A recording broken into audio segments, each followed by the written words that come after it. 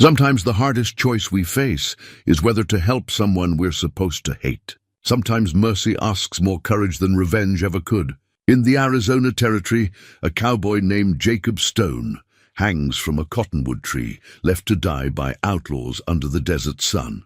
His hands are bound, his strength means nothing now, and hope is fading fast. Then an Apache woman named Naylin finds him while gathering herbs in the canyon. Her people and his have been enemies for generations. Every reason tells her to walk away and let fate take its course. But something in his eyes reaches across all that history and hatred, speaking to something deeper in her heart. What will she choose when mercy and survival stand against each other? Before we jump back in, tell us where you're tuning in from. And if this story touches you, make sure you're subscribed, because tomorrow I've saved something extra special for you. 3 days earlier, the sun rose over the Apache village with the same golden promise it had offered for countless generations. Naylin stood outside her dwelling, a simple structure of timber and hide that had sheltered her family for more years than she could count. The morning air carried the scent of sage and juniper, mixed with the smoke from cooking fires that dotted the camp. She breathed it in deeply, letting the familiar smells center her spirit before the day's work began.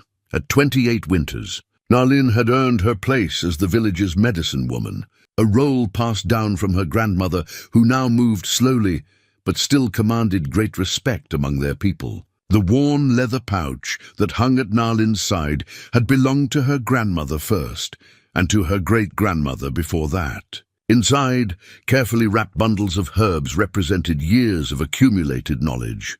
Yarrow for bleeding, willow bark for pain, sage for purification, and dozens more. Each plant had its purpose, each remedy its proper application. Her grandmother had taught her that healing was not merely about treating wounds, but about understanding the whole person, seeing past the injury to the spirit beneath. Naylin's hands moved with practiced efficiency as she checked her supplies. Today, she would venture into the canyon lands to gather fresh herbs. The late summer season offered the best time for harvesting, when the plants held their strongest medicine. She had learned to read the land the way others read tracks, knowing where each plant preferred to grow, which faced the morning sun and which sought the shade of afternoon. "You go far today, sister?" The voice belonged to her younger brother, Kuruk, who approached with the easy stride of a warrior in his prime. At 23, he had already proven himself in several skirmishes with settlers and the soldiers who protected them. His face bore the set jaw and hard eyes of someone who had seen too much conflict, too much loss. "Only to the Red Canyon," Naylin replied, not meeting his gaze. She knew what he would say, the same warning he offered every time she left the village boundaries. "The settlers push closer each season. Their cattle drink from our springs. Their fences cross our hunting grounds." Kuruk's voice carried an edge that had grown sharper over the past year. "It is not safe for you to wander alone. I have walked these lands since I was a child," Naylin said quietly. "The earth knows my footsteps. The spirits watch over those who respect the old ways." Kuruk shook his head, frustration evident in the tight set of his shoulders. "The spirits did not protect our cousins when the settlers came to their village. The spirits did not stop the soldiers who drove the mescalero from their ancestral lands." Naylin finally looked at her brother, seeing not the warrior, but the boy who had once followed her through the hills, laughing as they chased rabbits and climbed trees. That boy had disappeared somewhere in the years of struggle, replaced by this hard man who saw enemies in every shadow. "Hatred is easy, brother," she said softly. "It asks nothing of us but to close our hearts. Grandmother taught me differently." Before Kuruk could respond, their grandmother emerged from her dwelling, moving with the careful deliberation of her 80-some years. Despite her age, her eyes remained sharp, missing nothing. She had led their family through the worst of the conflicts, had buried a husband, 2 sons, and 3 grandchildren to the violence that seemed to have no end. "Let her go." "Kuruk," the old woman said, her voice still strong despite the years. "Naylin walks her own path as she must." Kuruk opened his mouth to argue, then closed it again. No one argued with their grandmother, not when she used that particular tone. He turned and strode away, his displeasure evident in every step. The old woman approached Nalin, reaching out to touch her granddaughter's cheek with a weathered hand. "You carry a heavy burden, little one. I see it in your eyes, in the way you watch the horizon." "I don't understand what you mean, grandmother." "You will," the old woman said with a knowing smile. "The spirits show me things in my dreams. They tell me change is coming, that the old hatreds must give way to something new. But change demands courage, and courage demands sacrifice." Nalin felt a chill despite the warming day. Her grandmother's visions had never been wrong, though their meaning often remained obscure until events unfolded. "What have you seen?" "I have seen you standing between two worlds, holding them together when they would tear apart. I have seen you make a choice that will cost you much, but save even more." The old woman squeezed Nalin's hand. "Trust your heart, child. It knows wisdom that your mind has not yet learned." With those cryptic words, her grandmother turned and moved back toward her dwelling, leaving Nalin standing in the morning light with more questions than answers. She adjusted the medicine pouch at her side, checked that her water skin was full, and set out toward the canyon lands. The walk took her through terrain she knew as intimately as her own heartbeat. She passed the old trading post, long abandoned now, where as a girl she had sometimes seen settlers come to barter for furs and hides. Those had been different times, before the tensions grew so fierce, before every meeting between their peoples seemed to end in bloodshed. She remembered one settler family in particular, a man with kind eyes who had given her a piece of hard candy once. He had spoken slowly, using hand signs to communicate, and had shown her a small painting of his own children back east. She wondered what had happened to him, whether he had survived the intervening years of conflict or become another casualty of the endless cycle of revenge. The path descended into the Red Canyon, named for the iron-rich stone that glowed like fire in the afternoon sun. Here the air grew cooler, and the sound of her footsteps echoed off the ancient walls. This was sacred ground, a place where her people had performed ceremonies for generations. She felt the weight of that history in every breath, the presence of ancestors who had walked this same path. As she moved deeper into the canyon, Nalin began her search for the specific herbs she needed. She found wild tobacco growing in a shaded crevice, its leaves perfect for ceremonial use. Further along, she discovered a patch of osha root, invaluable for treating respiratory ailments. Each plant she harvested with a whispered prayer of thanks, taking only what was needed and leaving the rest to propagate. The morning passed in this meditative work, her mind quiet, her movements deliberate. This was when she felt most at peace, alone in the wild places where the complications of human conflict seemed distant and small. Here there were no settlers or Apache, no soldiers or warriors, only the eternal dance of life that had played out in this desert long before her people arrived and would continue long after they were gone. It was approaching midday when Nalin heard the distant sound of horses. She froze, listening intently. The sound came from the direction of the main trail, echoing off the canyon walls in a way that made it difficult to judge distance. Settlers, most likely, or perhaps soldiers on patrol. Either way, they represented danger. She moved silently toward a rocky outcropping that would provide both cover and a vantage point. From there, she could see a stretch of the trail without being seen herself. Years of practice had taught her how to move without sound, how to become part of the landscape.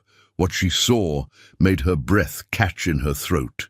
3 riders, hard-looking men with the dusty, weathered appearance of those who lived on the wrong side of the law. They led a 4th horse, and on that horse sat a man with his hands bound, his head down, clearly a prisoner. Even from this distance, she could see he was a large man, broad-shouldered and tall. The men around him laughed and joked, passing a bottle between them, while their prisoner swayed in the saddle, barely holding himself upright. Nalin should have turned away then. This was not her concern, not her people's business. Whatever trouble this settler had found himself in was the natural consequence of the lawless frontier, where violence begat violence in an endless spiral. Her brother's warnings echoed in her mind, along with memories of all the reasons her people had to hate these invaders. but something held her there, watching. Perhaps it was curiosity, or perhaps something deeper that she did not yet understand. The riders moved out of sight, heading toward the deeper canyon where the old cottonwood tree stood alone, a landmark visible for miles. Nalin remained hidden for long minutes after they passed, wrestling with herself. She should return to her gathering, should forget what she had seen. Instead, she found her feet carrying her along a parallel path, one that would bring her to the cottonwood from a different direction. Staying out of sight, she told herself it was simple caution, that she needed to know if these men planned to camp in the area. But even then, some part of her knew she was lying to herself. Some instinct, some pull she could not name, drew her forward toward whatever fate awaited at that old tree.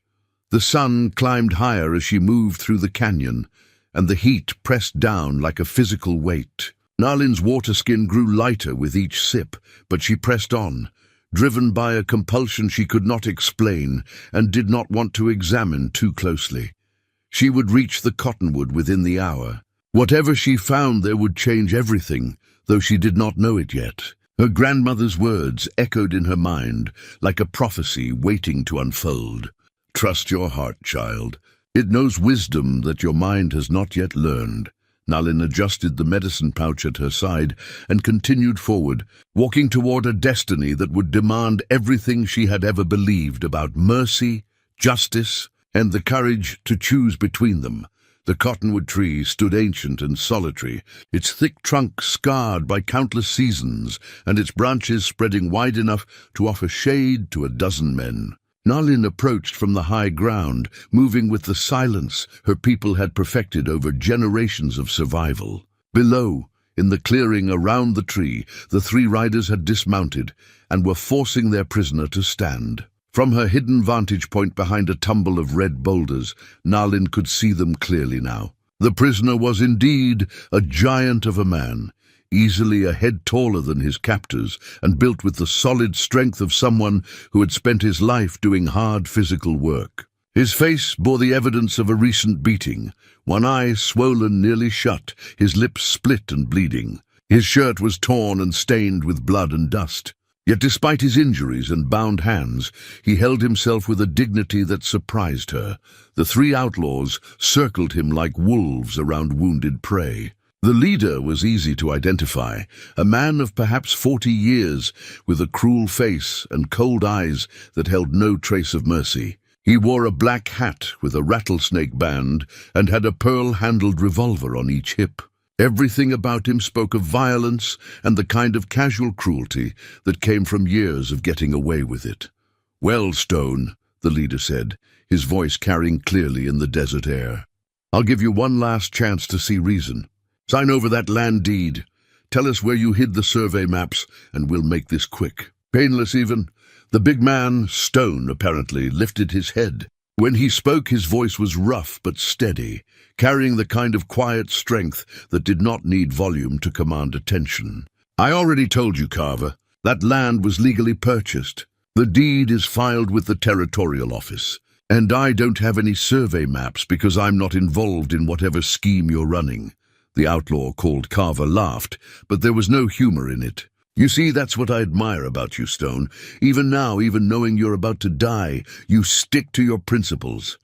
He spat in the dust. "Principles don't mean nothing out here. This territory belongs to men strong enough to take it." "Strength and brutality aren't the same thing," Stone replied. "Though I don't expect you to understand the difference." Carver's face darkened with rage. He moved forward and struck Stone across the face with the back of his hand, the sound of the blow echoing off the canyon walls. Stone's head snapped to the side, but he didn't fall, didn't cry out. He simply straightened again and met Carver's eyes with a steady gaze that seemed to infuriate the outlaw even more. "You always did think you were better than everyone else," Carver snarled. "Coming out here with your fancy education, your books, your talk about fair treatment for the Indians. You think that makes you noble? It makes you a fool." He turned to his men. "String him up." Nalin's breath caught in her throat as she watched them throw a rope over the lowest, thick branch of the cottonwood. This was not going to be a quick hanging, she realized, with growing horror. They meant to make him suffer, to leave him suspended just high enough that his toes could barely touch the ground, letting him slowly strangle over hours or even days. The two other outlaws forced Stone to stand beneath the branch while Carver fashioned a noose. Despite his size and obvious strength, Stone could do nothing with his hands bound. They pulled the noose tight around his neck, then hauled on the rope until he was forced onto his toes, gasping for air. "Here's what's going to happen," Carver said, tying off the rope around the trunk. "We're going to leave you here in Apache territory. When they find you, and they will find you, they'll think the settlers sent another scout into their lands. Maybe they'll take credit for killing you, maybe they won't. Either way, it'll be one more reason for the tribes and the settlers to go at each other's throats." Stone's face was already turning red from the constriction, but he managed to force out words. "You want a war. You want chaos so you can steal land while everyone's fighting." "Smart man," Carver said with an ugly grin. "Too smart for your own good. See, there's money to be made when people are desperate and scared. Land goes cheap when folks are running for their lives. And with you gone, there's no one left who knows what I've been doing." He leaned closer. "That sheriff who was asking questions about missing cattle?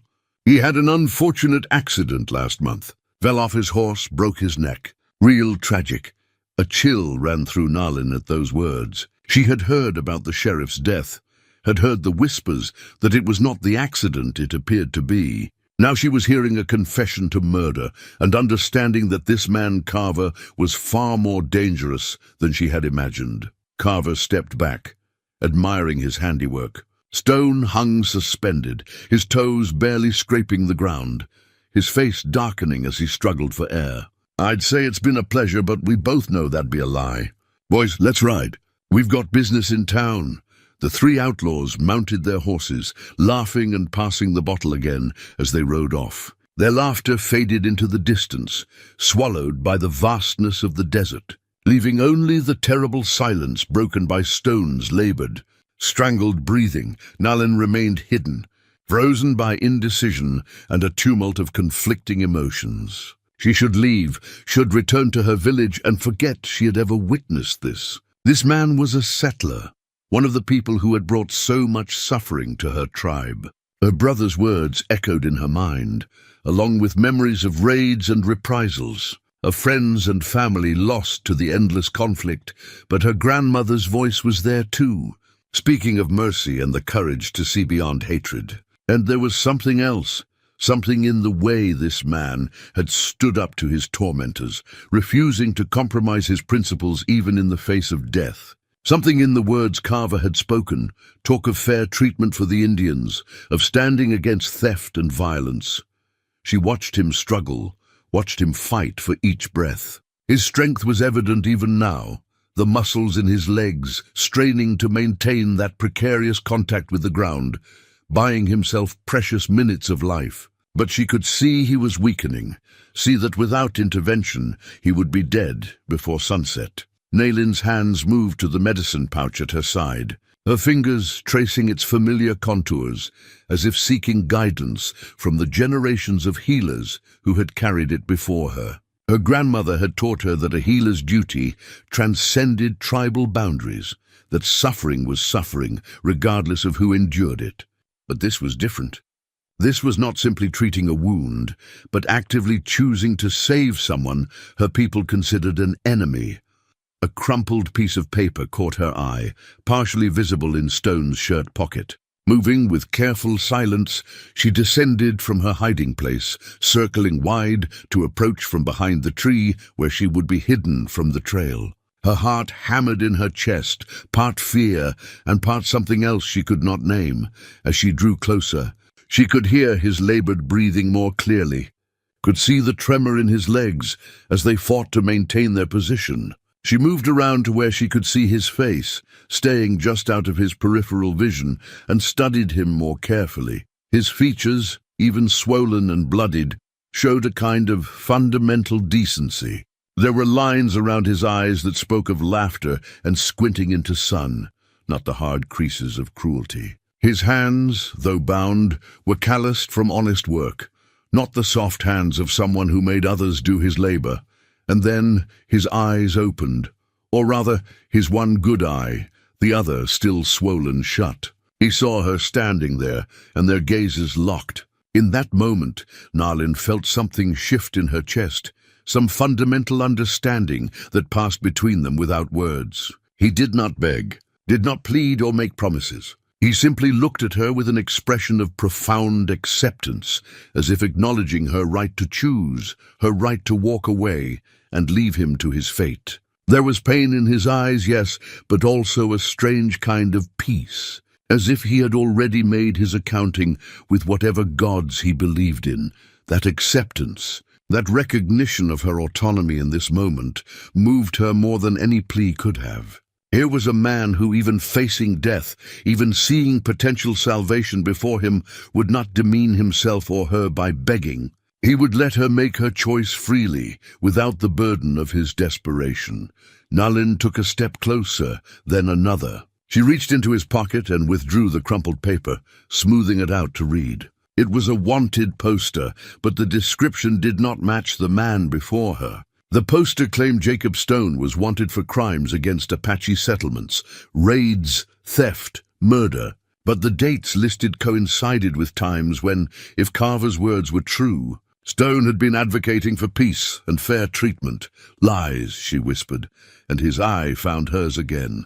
A flash of gratitude in his gaze for being understood. She made her decision then, in that moment of connection. Her hands went to the knife at her belt, a good blade that had belonged to her father. She moved behind him, stretching up on her own toes to reach the rope where it wrapped around the branch. The rope was thick and new, difficult to cut, but she sawed at it with determined strokes. Stone's legs gave out once, and she heard the terrible choking sound he made before he found purchase again. She worked faster, her own breathing rapid now, her mind racing with the implications of what she was doing. The rope parted suddenly and Stone fell, landing hard on his knees, gasping and coughing as air flooded back into his lungs. The sound was awful, wet and painful, but it was the sound of life. He remained on his hands and knees, the noose still around his neck, his whole body shaking with the effort of breathing. Nalin heard horses then, distant but growing louder. The outlaws were returning or others were coming. They had no time. She grabbed Stone's arm, pulling at him with surprising strength for her size. "Get up," she hissed in his language. "Now, move." He staggered to his feet, still bound, still weak, but moving. She guided him away from the tree, toward the rocks where she had been hiding. There was a cave there, one she knew from her years exploring these canyons. It was sacred ground, forbidden to outsiders, but she pushed that thought aside. Sacred ground or not, it would hide them. They made it into the sheltering rocks, just as the riders came into view. Nalin pulled Stone deeper into the shadows, into the narrow opening that led to the cave beyond. He was too large to move easily through the tight space, and she heard him grunt in pain as Stone scraped against his injuries, but he kept moving, kept following her lead. The cave opened into a larger chamber, cool and dark. A shaft in the rock above allowed sunlight to filter down, illuminating ancient paintings on the walls, handprints and symbols left by her ancestors countless generations ago. Stone collapsed against the wall, his chest heaving, the noose still cutting into his throat. Nalin knelt beside him and carefully loosened the noose, pulling it free. His neck was raw and bleeding, where the rope had cut into flesh. She reached for her medicine pouch, her hands moving with practiced efficiency, even as her mind reeled with what she had just done. Outside, she could hear the outlaws' voices, confused and angry at finding their victim gone. They would search, but they would not find this place. Few knew of its existence, and fewer still knew the entrance. She looked down at the man she had saved, this Jacob Stone, who was already beginning to represent something she did not yet understand. His good eye opened again, finding her face in the dim light. "Thank you," he managed to whisper, his voice destroyed by the strangulation. "Why?" Nalin did not answer because she did not yet know the answer herself. She had violated her tribe's trust, had saved a settler's life, had brought him to sacred ground. She had made a choice that could never be unmade, that would ripple forward into consequences she could not predict. All she knew was that in that moment, when their eyes had met, she had seen not an enemy, but a human soul. And her grandmother's teachings about the universality of suffering, about mercy being the highest form of courage, had proven stronger than years of learned hatred. She began treating his wounds in silence, and outside the cave, the outlaws continued their fruitless search. The sun moved across the sky, marking the passage of time, and the beginning of a journey neither of them had chosen, but both would have to walk together. The first hours in the cave passed in tense silence, broken only by the sounds of Nalin's ministrations and Jacob's labored breathing. She worked with the focused efficiency of her training, cleaning wounds with water from her skin and applying poultices made from the herbs in her medicine pouch. The swelling around his eye would take days to subside, and the rope burns on his neck would leave scars. But he would live. Jacob watched her work through his one good eye, studying her face with an intensity that made her uncomfortable. She was not used to being observed so closely, especially not by a settler. His gaze held no hostility, only a kind of wondering gratitude, mixed with what looked like confusion. "You speak English," he said finally, his voice still rough and painful. It was not a question but an observation. "Some," Nalin replied, keeping her eyes on her work. In truth, she spoke it better than she let on. The old trading post had taught her much, and her grandmother had insisted she learn, saying that understanding the enemy's language was a form of power. "Your people," Jacob continued slowly, clearly fighting through pain to form the words. "They have every reason to hate mine, to leave me hanging there, to finish what Carver started." He paused, wincing as she applied a stinging paste to the cuts on his face. "Why didn't you?" Nalin's hands stilled for a moment. It was a question she had been asking herself, one she still did not have a complete answer for. "My grandmother teaches that healing is not about choosing who deserves help. It is about recognizing suffering and having the courage to ease it." "Your grandmother sounds like a wise woman." "She is." Nalin began wrapping his neck with strips of clean cloth she kept in her medicine pouch for this purpose. "She sees things others do not. Dreams of what will be." Jacob's eye widened slightly. "A seer? Some call it that. She calls it listening to the spirits who have walked before us." Nalin tied off the bandage and sat back, finally meeting his gaze fully. "She told me this morning that I would stand between two worlds, that I would make a choice that would cost much but save more. And is this that choice? I do not know yet." She reached for his bound hands, examining the rope that cut into his wrists. "How long has that been on?" "Since yesterday morning. They took me from my homestead before dawn." He watched as she carefully cut the rope away, his expression tightening as blood rushed back into his hands. The pain must have been considerable, but he made no sound beyond a sharp intake of breath. Nalin began massaging his wrists gently, working feeling back into the damaged tissue. "The man called Carver. He said you spoke about fair treatment for my people." "I did. I do." Jacob flexed his fingers slowly, testing them. "I came west 5 years ago, after my wife and daughter died of fever back in Missouri. Thought I'd find peace in the open spaces, start fresh. But what I found was chaos and cruelty on both sides. Settlers taking land that wasn't theirs, Indians raiding settlements in retaliation, everyone claiming righteousness while committing atrocities." He paused, and Nalin saw deep pain flicker across his face. Not physical pain, but something older, deeper. "I tried to be different, tried to be fair. I learned some of your language, your customs. When settlers wanted to graze cattle on traditional hunting grounds, I helped negotiate agreements. When there were disputes over water rights, I worked to find solutions that honored both sides. And this made you enemies," Nalin said quietly. "It made me enemies on both sides," Jacob corrected with a bitter smile. "The settlers thought I was an Indian lover.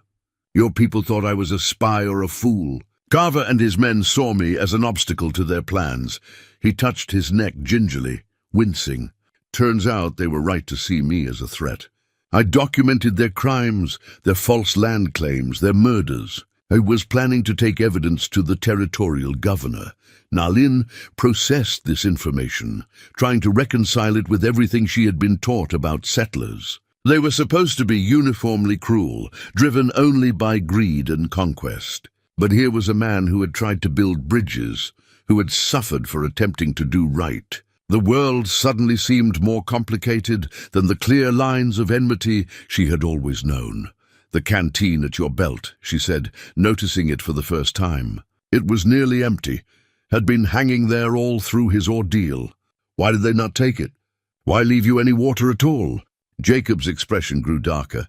Cruelty. Carver wanted me to have just enough hope, just enough moisture, to keep me alive longer while I strangled. He's that kind of man. The suffering is the point, not just the death. The words sent a chill through Nalin.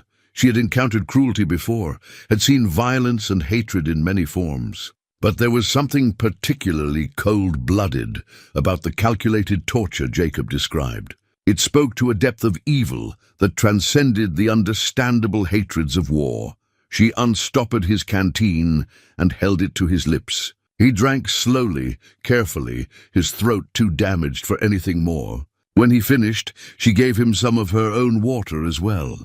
They would need to ration it, but right now he needed it more. "You cannot go back to your homestead," Nalin said. "Carver will have men watching, waiting to see if you somehow survived." "I know." Jacob leaned his head back against the cave wall, exhaustion evident in every line of his body. "I have nowhere to go. Can't go to town. Carver has influence there, friends in positions of power. Can't go to the territorial office without evidence, and all my documents are at the homestead. Then you will stay here until you are strong enough to travel. After that—" She stopped, not wanting to think about what came after. Her mind was already racing with the implications of what she had done. Every hour he remained in her care was another hour she was betraying her people's trust, another hour of compounding her choice. "After that, you'll have done more than enough," Jacob said quietly. "You've already saved my life. I can't ask you to risk more than that." But Nalin barely heard him. She was thinking about her brother Kuruk, who would be expecting her back by nightfall. About her grandmother, whose wisdom had led her to this moment, but who could not protect her from the consequences. About the village, and the complex web of obligations and loyalties that bound her to her people. A sound from outside the cave made them both freeze. Footsteps, careful and deliberate, moving through the rocks. Nalin's hand went to her knife, and Jacob tensed despite his injuries. They waited in the dim light, barely breathing as the footsteps came closer. Then a voice called out in Apache, young and male. "Nalin, sister, are you here?" Gudruk, her brother, had come looking for her. Of all the complications that could have arisen, this was perhaps the worst. Kuruk would kill Jacob without hesitation if he found him here. Her brother's hatred of settlers ran deep, fed by personal losses and years of conflict. Jacob understood the danger too. She could see it in his face, the way his body tensed for a fight despite his weakened state. His hands moved to the discarded rope, as if he might use it as a weapon if needed. But she put her hand on his arm, stopping him, shaking her head firmly. "Stay silent," she whispered in English, her voice barely audible. "Do not move. Do not breathe loud." She stood and moved to the cave entrance, positioning herself to block any view of the interior. Taking a breath to steady herself, she called back in Apache, "I am here, brother." "I am safe." Kuruk appeared in the narrow opening, his warrior's instincts immediately suspicious. "Why are you in the sacred cave?" "You know it is forbidden to shelter here without the elder's permission." "I needed to rest," Nalin said, hoping her voice sounded casual. The heat was too much, and this place was closest. Her brother's eyes narrowed. He was not stupid, and she was not a good liar. There are closer places to rest. Places that are not sacred, not forbidden. He tried to look past her into the cave. "What are you hiding?" "Nothing," Nalin said, perhaps too quickly. "I am hiding nothing. I simply came here to think, to pray. Grandmother's words this morning troubled me. Grandmother's words always trouble you," Kuruk said, but his suspicion had not eased. "She fills your head with ideas about peace and mercy that will get you killed." He took a step closer. "Let me pass, sister." I would see the cave interior. Nalin's mind raced. If she refused, Kuruk would know she was hiding something and would force his way past. If she allowed him entry, he would find Jacob and likely kill him before she could intervene. Her hand moved subtly toward the knife at her belt, and the thought that flashed through her mind horrified her. Could she actually fight her own brother to protect a settler? But then Jacob's voice came from behind her, speaking in careful, measured Apache, with an accent, but clearly enough to be understood. "Peace, warrior. I'm unarmed and injured. I ask for sanctuary under the old laws." The effect was instant. Kuruk's hand went to his own knife, and he pushed past Nalin into the cave, his eyes adjusting to the dim light until he saw Jacob sitting against the wall. Clearly wounded, clearly defenseless. "A settler," Kuruk hissed, his voice full of venom. "You brought a settler to sacred ground." He turned to Nalin, his face a mask of betrayal and fury. "Have you lost your mind, sister? Do you know what the elders will do when they learn of this?" "He was dying," Nalin said, her voice steadier than she felt. "Dying at the hands of his own people. You could not let an enemy die." Kuruk's laugh was bitter. "How many of our people have died at settler hands? How many homes burned? How many children orphaned? And you save one of them?" "He is not like the others," Nalin insisted. "He tried to make peace, tried to help our people. That is why his own kind tried to kill him." "Pretty words," Kuruk spat. "Words all settlers speak when they want something from us. Words that mean nothing when their soldiers come with guns and fire." Jacob spoke again, his damaged voice carrying surprising strength. "Your sister speaks truth. I have documentation of crimes committed against your people. I was taking evidence to authorities when I was captured.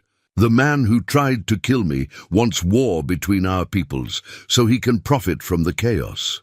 "More words," Kuruk said. But there was a flicker of uncertainty in his eyes now. "Not just words," Jacob continued. "Names, dates, locations. Proof of murder, theft, false land claims. Proof that could bring justice if it reaches the right authorities. Your sister saved not just a life, but perhaps a chance for truth to be heard." Nalin watched her brother struggle with this information, saw the conflict between his desire for revenge and his sense of honor. Kuruk was many things, but he was not a fool. He understood the value of evidence, of truth that could be wielded like a weapon. Finally he spoke again, his voice cold and measured. "I will not kill you, settler.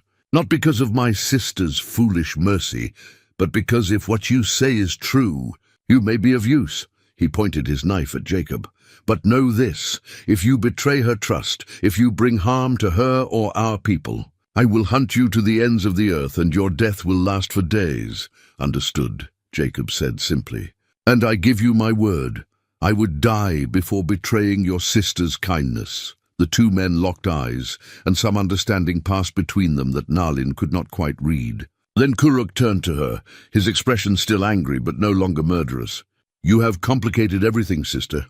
The elders will need to know. Grandmother will need to decide what is to be done." "Then take me to grandmother," Nalin said. "Let her wisdom guide us," Kuruk nodded slowly.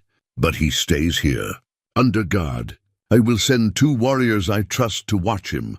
He looked at Jacob again. "Do not make me regret letting you live, settler." As Kuruk left the cave to arrange for guards, Nalin knelt beside Jacob once more. "I am sorry," she said quietly. "I have made everything worse." "You saved my life," Jacob replied, his good eye finding hers. "Everything else we'll figure out as it comes." He reached into his torn shirt pocket and withdrew a small silver locket, pressing it into her palm. "Take this. If something happens to me, if I don't survive what's coming, there's a letter inside.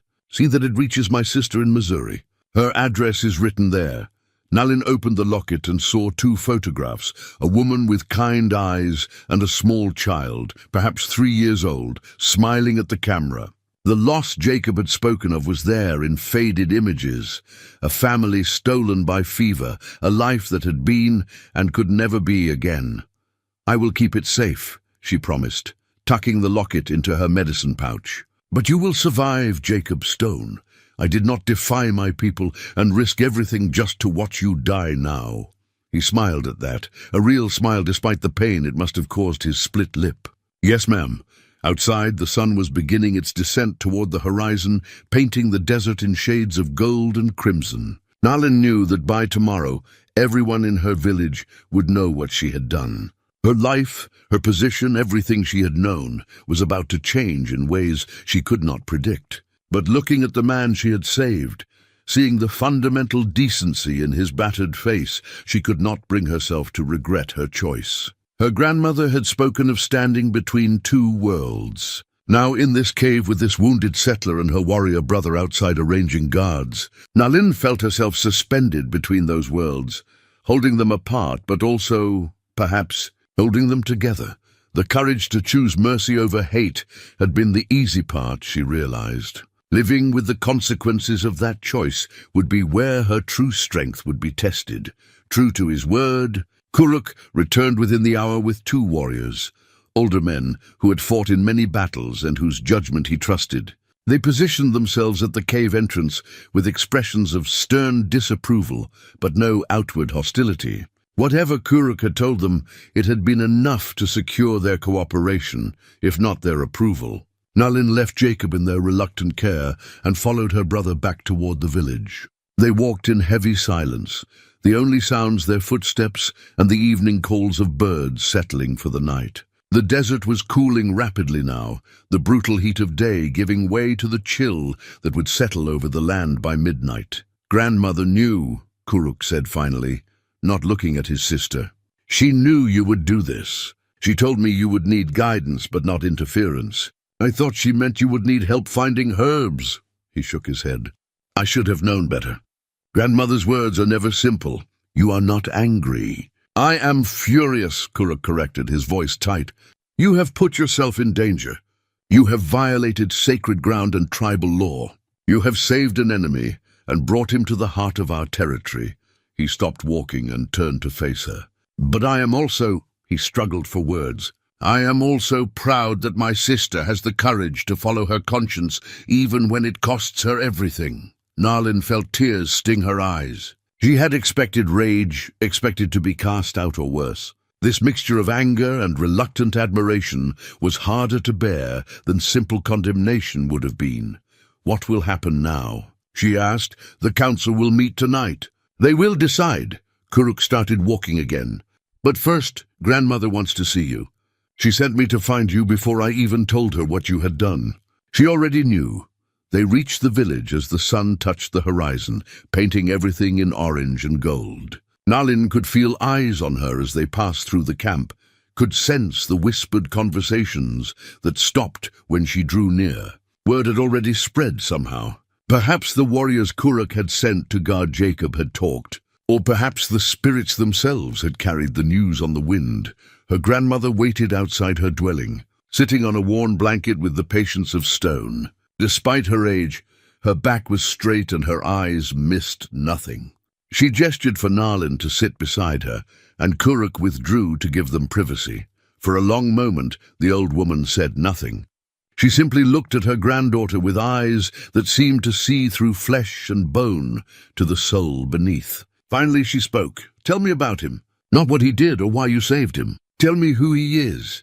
Nalin had expected many questions, but not this one. She thought carefully before answering. "He is a man who has known great loss and carries it with grace. He is someone who tried to build bridges when everyone else was building walls. He speaks our language badly but tries, which is more than most of his people do. She paused, surprised by her own words. "He looks at me and sees a person, not an enemy. Not a savage or a prize or a threat. Just a person," her grandmother nodded slowly. "And when you look at him, I see someone who did not deserve to die. Someone who might help bring peace if given the chance." Nalin met her grandmother's eyes. "I see someone I could not walk away from, even knowing it would cost me everything." "Good," the old woman said, and Nalin blinked in surprise. "If you had saved him only from pity or duty, the spirits would not have guided you to him. But you saved him because you recognized something true in his soul. That is wisdom. The council may not see it that way. The council will see what they wish to see, as people always do." Her grandmother reached out and took Nalin's hand. "But I will tell them what the spirits have shown me." I will tell them that you are the bridge between worlds that our people need. That this man represents a chance for understanding we have not had before. And if they do not listen, then we will deal with what comes." The old woman squeezed her hand. "But first I must meet this man who has earned such loyalty from my granddaughter. Take me to him."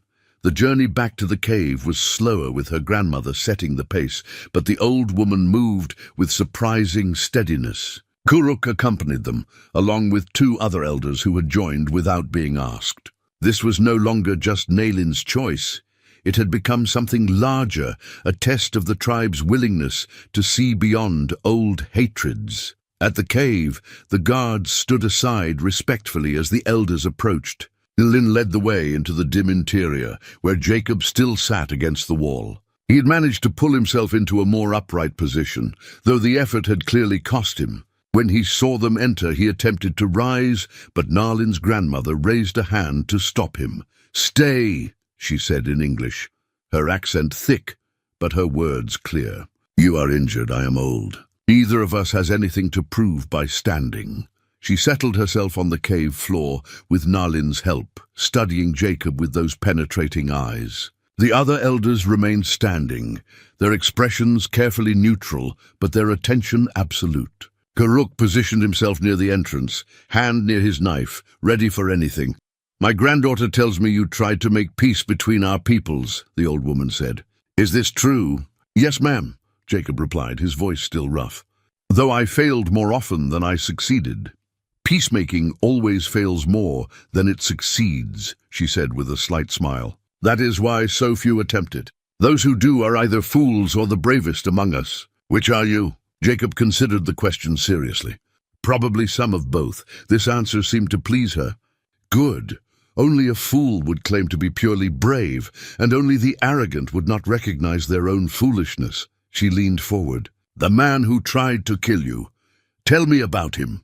Jacob took a careful breath and began to speak, his words measured and precise. He told them about Dutch Carver, about the gang of outlaws who had been operating in the territory for years. He detailed the pattern of crimes: cattle theft, land fraud, murder, and how Carver had slowly built a network of influence that protected him from prosecution. "He wants war," Jacob said, his damaged voice carrying conviction despite its roughness. Not because he believes in any cause, but because chaos is profitable. When settlers and Apache are killing each other, no one notices land deeds changing hands or cattle disappearing. No one questions when people flee their homesteads and Carver's men move in to claim them. The elders exchanged glances, and Nalin could see that Jacob's words resonated with their own observations. They had seen the pattern too, had wondered at the timing of certain raids and reprisals. "You have proof of this?" one of the elders asked, an older man named Tasunke who had lost 2 sons to settler violence. "I did. Documents, witness statements, maps showing the land Carver has illegally claimed. All of it hidden at my homestead." Jacob's expression turned bitter. "Which is now occupied by his men. Without that evidence, I have only my word." "The word of a settler means nothing," Tasunke said flatly. "Perhaps," Jacob acknowledged. "But consider this. Why would Carver try to kill me if I wasn't a threat to him? Why go to the trouble of framing me with false wanted posters, of staging my death in Apache territory? If I was just another settler, he would have shot me and left my body in a ditch somewhere." Nalin's grandmother nodded slowly. "He speaks sense. The elaborate nature of his murder suggests he was indeed dangerous to this Carver." She looked at Jacob with renewed interest. "Tell me about the locket you gave my granddaughter." Jacob's eye widened slightly, surprised that she knew about it. He glanced at Nalin, who touched the medicine pouch at her side, where she had placed it for safekeeping. "My wife and daughter," he said quietly. "They died 4 years ago. Yellow fever. I came west after that, trying to outrun the grief, trying to find some purpose in a life that suddenly felt empty. And did you find purpose?" "I thought I had. I thought if I could help prevent the kind of senseless violence that destroys families, if I could build even small bridges between peoples who saw each other as enemies, then maybe their deaths would mean something. Maybe I could honor their memory by preventing other children from losing parents, other parents from losing children. The cave fell silent. Even Kuruk, who had maintained his hostile stance throughout, seemed moved by Jacob's words. Here was grief they all understood, loss they all shared. In that moment, the line between settler and Apache blurred, became irrelevant against the universal pain of losing loved ones. Nylin's grandmother closed her eyes for a long moment, and when she opened them, they glistened with tears she did not shed. The spirits speak truly. You are a man of honor trapped in dishonorable times. My granddaughter was right to save you. Grandmother, Tasunke protested, he is still a settler. His people have done terrible things, yes, the old woman interrupted. As have ours. As have all peoples since the beginning of time. But this man, this particular man, has tried to be different. And for that attempt, his own kind tried to murder him. That alone should tell us something. She turned back to Jacob. If we help you, if we give you sanctuary and assistance in recovering your evidence, what then? What do you offer us in return? Jacob met her gaze steadily. The truth. Public knowledge of Carver's crimes. An end to his operations, which have hurt your people as much as mine. And, he paused, clearly choosing his words carefully. And my continued efforts to build understanding between our peoples. I cannot promise success. I cannot promise that others will listen. But I can promise that I will never stop trying. The old woman nodded. That is enough. We will take this to the council tonight. She rose with Nalin's help, her bones creaking but her spirit undiminished. You will stay here under guard until we decide. But know this, Jacob Stone, I have seen you in my dreams. I've seen you standing beside my granddaughter, holding back the darkness that would consume us all. The spirits have marked you as important to our future, whether we understand why or not. As the elders filed out, Kuruk lingered, his eyes on Jacob. Do not make my grandmother wrong about you, he said quietly. Do not make my sister regret her choice. Because if you do, there will be nowhere in this world you can hide from me. Understood, Jacob replied simply. When they were alone again, Nalin remained, wanting to check his bandages before she left. As she worked, Jacob spoke softly. Your grandmother is remarkable. I've met few people with such presence, such wisdom. She has lived through much, seen much, lost much. Nalin adjusted the wrapping on his neck, noting with satisfaction that the bleeding had stopped. She was married to a great chief who tried to negotiate peace with the first settlers in this region. He was murdered during a parley, shot in the back while under a flag of truce. I'm sorry. She could have chosen hatred after that. Many urged her to counsel war, to seek revenge. Instead, she chose to teach that not all settlers were responsible for one man's treachery. It made her unpopular with some, but time has proven her wisdom. Those who sought only revenge are dead now. She survives. Jacob absorbed this in silence, then said, She's right, you know, about you being a bridge. You have the courage to see people as individuals rather than enemies. That's rare. Nylin felt heat rise to her cheeks and busied herself with repacking her medicine pouch. I only did what felt right. That's what courage is, Jacob said. Doing what feels right even when everything else tells you not to. Before Nalin could respond, voices echoed from outside, more warriors arriving to relieve the guards. Her time here was over. She needed to return to the village for the council meeting that would decide both their fates. I will come back tomorrow, she promised, with food and fresh water, and word of what the council decides. Thank you, Jacob said, for everything. Whatever happens, I want you to know, meeting you has reminded me why I came west in the first place, why I believed people could be better than their worst instincts. You've given me back something I thought I'd lost. Nalin did not trust herself to speak. She simply nodded and left the cave, her heart fuller and more confused than it had ever been. Outside, the stars were beginning to appear in the darkening sky, and somewhere in the village the council fire would soon be lit. Her fate and Jacob's hung in the balance. But as she walked back through the cooling desert, Nalin found she was not afraid. Whatever came, she had made her choice with open eyes and a clear conscience. That would have to be enough. The council fire burned bright against the night sky, its flames casting dancing shadows across the faces of those gathered. 20 elders sat in a circle, their expressions grave as they listened to Nalin's grandmother speak. She held an ornate ceremonial pipe, carved from red stone and decorated with intricate symbols, a pipe that had belonged to her late husband, the chief, who had died seeking peace. Nalin sat outside the circle, as was proper for one not yet an elder, but close enough to hear every word. Kuruk sat beside her, his presence both supportive and protective. Around them, much of the village had gathered to witness the council's deliberation. This was not merely about Nalin's transgression, it was about the tribe's direction, their willingness to consider new paths forward. "My granddaughter has brought us a choice," the old woman was saying, smoke from the pipe wreathing her words in sacred fragrance. "We can see her actions as betrayal, as weakness, as dangerous foolishness. Or we can see them as the spirits intended, as an opportunity to break the cycle of violence that has claimed so many of our people." Tasunke, who had questioned Jacob in the cave, spoke up. "With respect, Elder, how many opportunities have we been offered before? How many times have we been told that this settler or that official would be different, would treat us fairly? And how many times have those promises turned to blood and broken treaties?" Murmurs of agreement rippled through the gathered crowd. The history Tasunke invoked was written in scars and graves, in burned villages and stolen children. It was not a history that encouraged trust. "You speak truth," Nalin's grandmother acknowledged. "We have been betrayed many times. But answer me this: does the past betrayal of some justify assuming betrayal from all?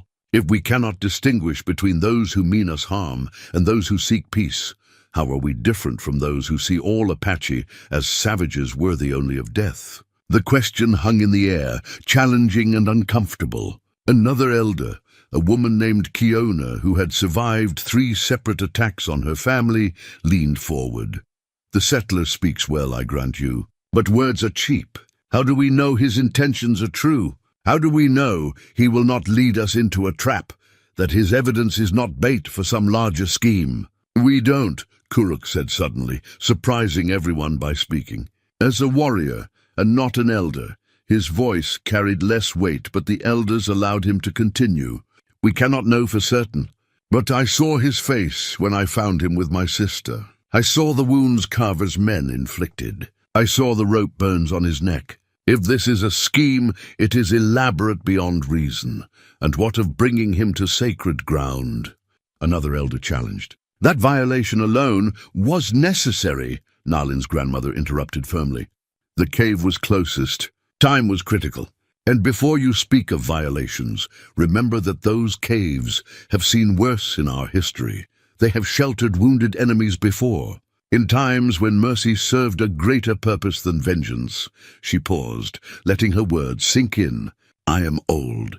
I have lived through the worst of the conflicts. I have buried my husband, my sons, my grandchildren. I have seen our numbers dwindle and our lands shrink. And I tell you this, continuing on the path we have walked will lead only to our extinction. Not tomorrow, perhaps not even in 10 years, but inevitably. The settlers are too many, their weapons too powerful. We can fight with honor and die, or we can find another way to survive. Survival without honor is not survival at all," Tasunke said. But his voice lacked conviction. "I do not speak of surrender," the old woman countered. "I speak of wisdom. This man, Jacob Stone, has information that could damage our enemies. He offers an alliance of convenience. We help him, he helps us. After that, if he proves false, we lose nothing we have not already lost. But if he proves true, we gain something precious, proof that not all settlers are our enemies, and an ally who understands both worlds." The debate continued for hours, voices rising and falling as different perspectives were aired. Some argued for executing Jacob as a warning to other settlers. Others suggested releasing him far from their territory and washing their hands of the matter. A few, influenced by the grandmother's words, began to see the potential in the situation.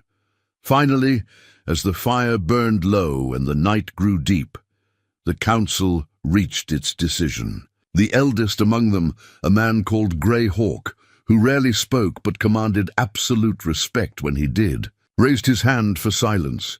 "We will allow the settler to remain under guard while he heals," he announced. "Nalin will continue to tend his wounds, as befits her role as healer. When he is strong enough, warriors will accompany him to recover his evidence. If the evidence proves real and valuable, we will consider further alliance. If it proves false, or if he betrays our trust, his life is forfeit." Does the council agree? One by one, hands rose in assent. Not unanimous. Several elders kept their hands lowered, their disapproval clear, but enough agreement to make it official. Nalin felt her brother's hand squeeze her shoulder, and she exhaled a breath she had not realized she was holding. "As for Nalin," Greyhawk continued, "she acted without council permission and violated sacred ground. However, she acted in accordance with her healer's oath and with proper intention. She will be censured but not punished. The matter is closed." The council dissolved, elders rising and moving off to their dwellings. Some shot Nalin dark looks as they passed, while others nodded with what might have been approval, or at least understanding. Her grandmother approached, moving slowly, the ceremonial pipe now carefully wrapped and tucked under her arm. "You have bought him time," she said quietly. "Use it well. Help him heal quickly, because the longer he remains among us, the more some will see him as a symbol of everything they hate. Speed will serve you both." Over the following days, Nalin fell into a routine. Each morning, she would make the journey to the cave, bringing food, water, and fresh medicines. The guards, rotating pairs of warriors assigned by Kuruk, would step aside respectfully, their initial hostility gradually softening as they saw Jacob's genuine gratitude and respectful manner. Jacob's body healed with surprising speed, testament to both his constitution and Nalin's skill. The swelling around his eye faded, revealing eyes that were a startling blue-gray, like storm clouds over water. The rope burns on his neck scabbed over and began to heal, though they would leave permanent scars, a reminder of how close he had come to death. But more than his physical healing, it was the conversations that grew between them. At first, their exchanges were practical, discussions of his injuries, his needs, his discomfort. But gradually, as Jacob's voice grew stronger and the pain receded, they began to talk of other things. He told her about his life before the West, about growing up in Pennsylvania on a small farm, about meeting his wife at a church social when they were both 17. He spoke of his daughter with a tenderness that made Nalin's heart ache, describing how she had loved flowers and butterflies, how her laughter had been the finest sound he had ever heard. "She would have liked you," he said one afternoon, his voice thoughtful. "Sarah, my wife, she had your same spirit, compassionate but strong. She never backed down from what she believed was right, even when it made life harder." Nalin, in turn, found herself sharing stories she rarely told. About her mother, dead now for 10 years, who had taught her the healing arts. About her father, killed in a raid when she was 12, who had been known for his wisdom and fairness. About the siblings she had lost, the friends who had fallen, the slow erosion of her people's way of life. "Sometimes I wonder if we're fighting for survival or just delaying the inevitable," she admitted during one of these conversations. "More settlers come every year. We cannot hold back the tide forever." "Maybe you don't have to," Jacob said. "Maybe there's a way to adapt without disappearing. To keep what matters, your culture, your identity, your dignity, while finding ways to coexist with the changes." "You make it sound simple." "It's not simple at all," he acknowledged. "It would require compromise on both sides, which is the hardest thing for people to accept. It would require settlers to see Apache as equals, and Apache to see settlers as something other than invaders. Neither side is ready for that, but you are ready for it." "I try to be," Jacob said. "Doesn't mean I always succeed. I carry my own prejudices, my own assumptions. But I've learned that the moment you see someone as fully human, with hopes and fears and loves and losses just like your own, it becomes impossible to hate them."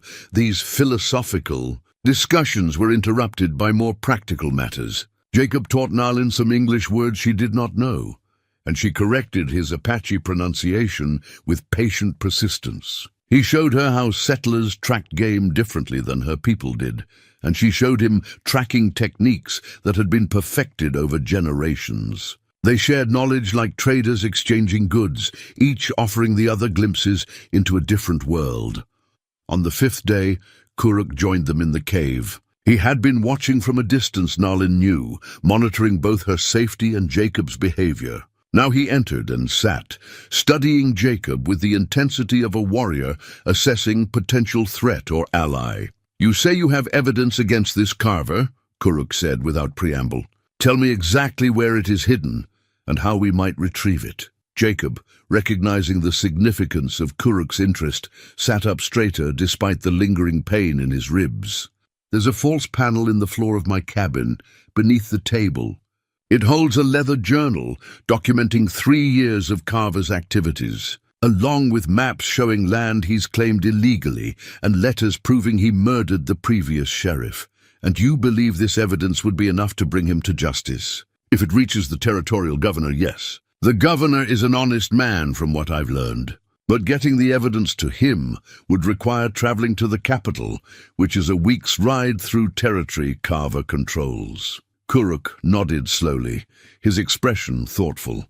"Carver has how many men?" "His gang is about 20 strong, but not all of them are at my homestead. He spreads them around to maintain control of different areas. I'd estimate 6 to 8 men occupying the property at any given time." 6 to 8 men, Kuruk repeated, a hint of a smile touching his lips. "That is manageable. It's also a trap," Jacob warned. "Carver expects me to try to retrieve the evidence. His men will be watching for any approach.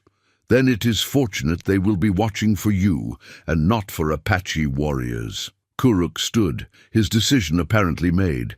"I will take this to Greyhawk. If he approves, we will recover your evidence. But know this, Stone. If the evidence is not there, if this is some elaborate deception, you will not leave that cave alive." "I understand," Jacob said. "And I give you my word, everything I've told you is true." After Kuruk left, Nalin continued her work in silence. She could feel Jacob watching her, could sense he wanted to say something, but was waiting for the right moment. Finally, he spoke. "Your brother is starting to trust me."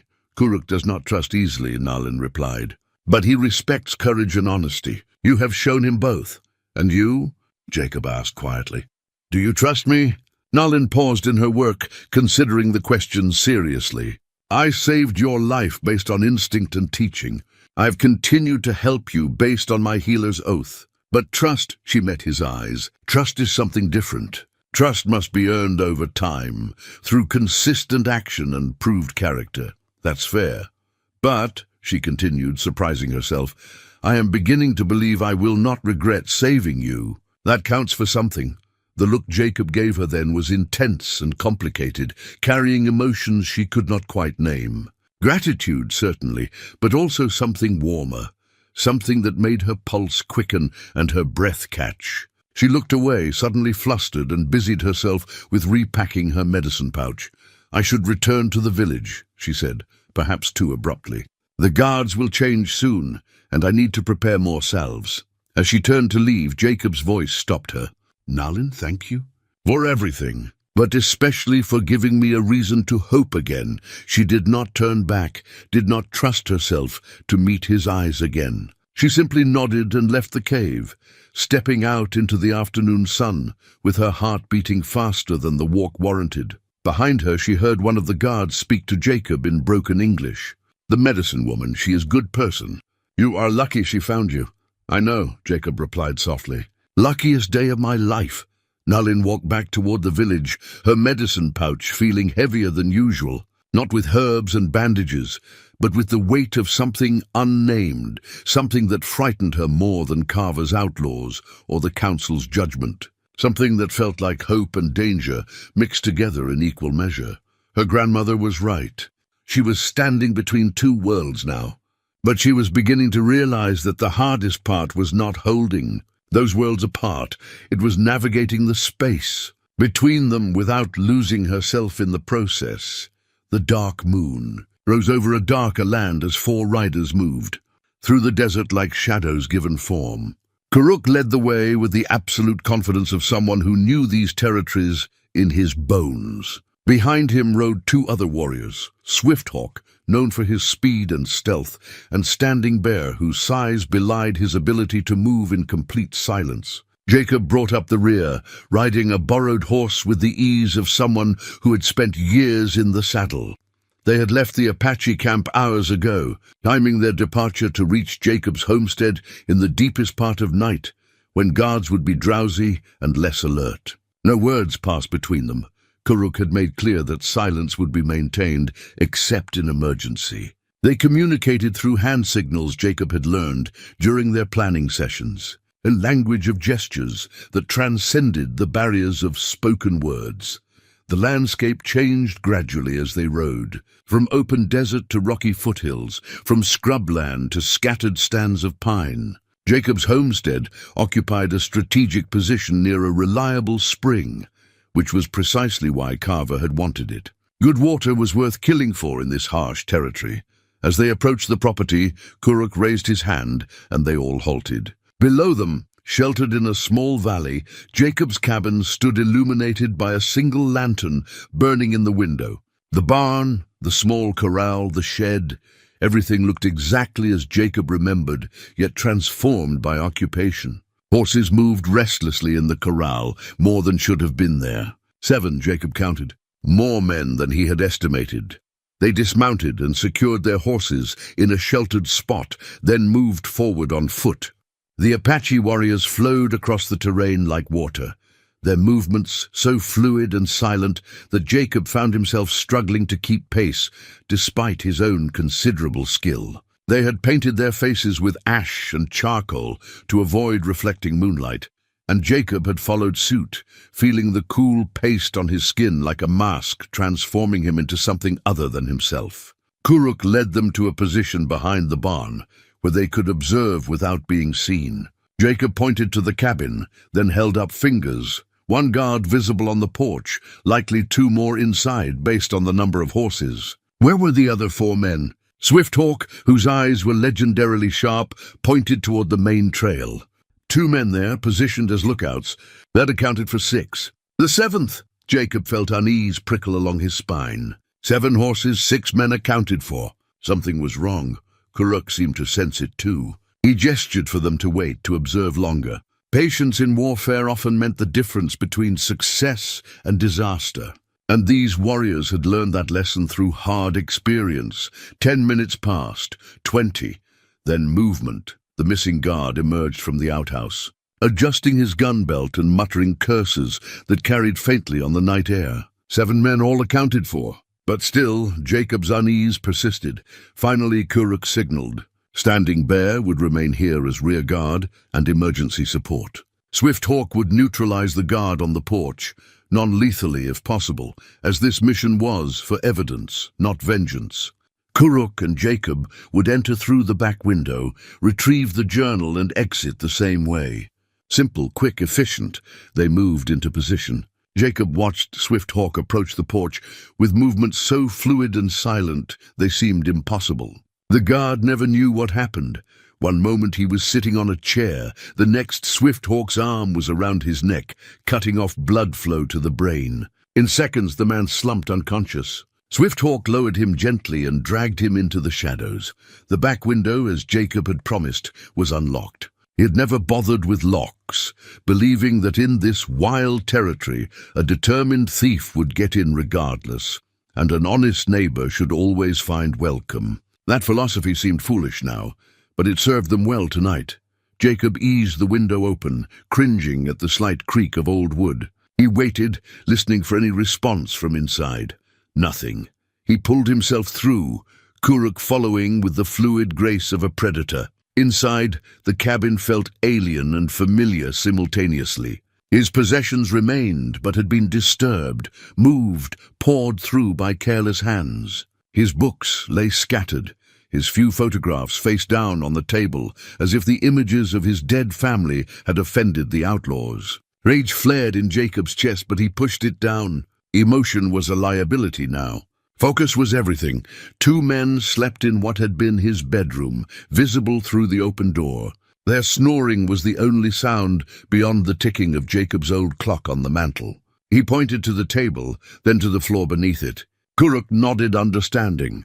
They moved together toward the table. Jacob knelt and felt along the floorboards, finding the one that was slightly shorter than the others. He pressed the hidden catch he had carved into the wood, and the panel lifted silently on well-oiled hinges. Inside the hidden compartment, exactly where he had left it, lay the leather journal. But as Jacob reached for it, he saw something that made his blood run cold. Beside the journal lay a folded piece of paper that had not been there before, and on top of it, gleaming in the faint moonlight from the window, was a tarnished sheriff's badge. Jacob froze. This was new. This was wrong. He looked at Kuruk, whose eyes had narrowed with suspicion. Carefully, Jacob lifted the journal and the badge, then unfolded the paper beneath. It was a letter, written in an elegant hand that spoke of education and refinement. Jacob read it quickly, his mind racing to process the implications. It was correspondence between Carver and someone in the territorial government, discussing payments and percentages. But what made Jacob's hands begin to shake was the signature at the bottom. The letter was signed by the territorial governor himself. Understanding crashed over Jacob like a physical blow. Carver was not operating independently. He had protection at the highest level of territorial government. The man Jacob had planned to take his evidence to was the very man who had been enabling Carver's crimes. The governor received a percentage of every illegal land sale, every head of stolen cattle, every fraudulent claim. The entire system was corrupt from top to bottom, and the sheriff's badge, Carver wore it openly now, Jacob realized. He had not merely killed the previous sheriff. He had taken his place with the governor's blessing. That was why no law had stopped him, why his crimes continued unchecked. He was the law. Jacob's mind reeled with the implications. Everything he had thought, every plan he had made, was based on a fundamental misunderstanding of the situation. Taking evidence to the territorial governor would not bring justice.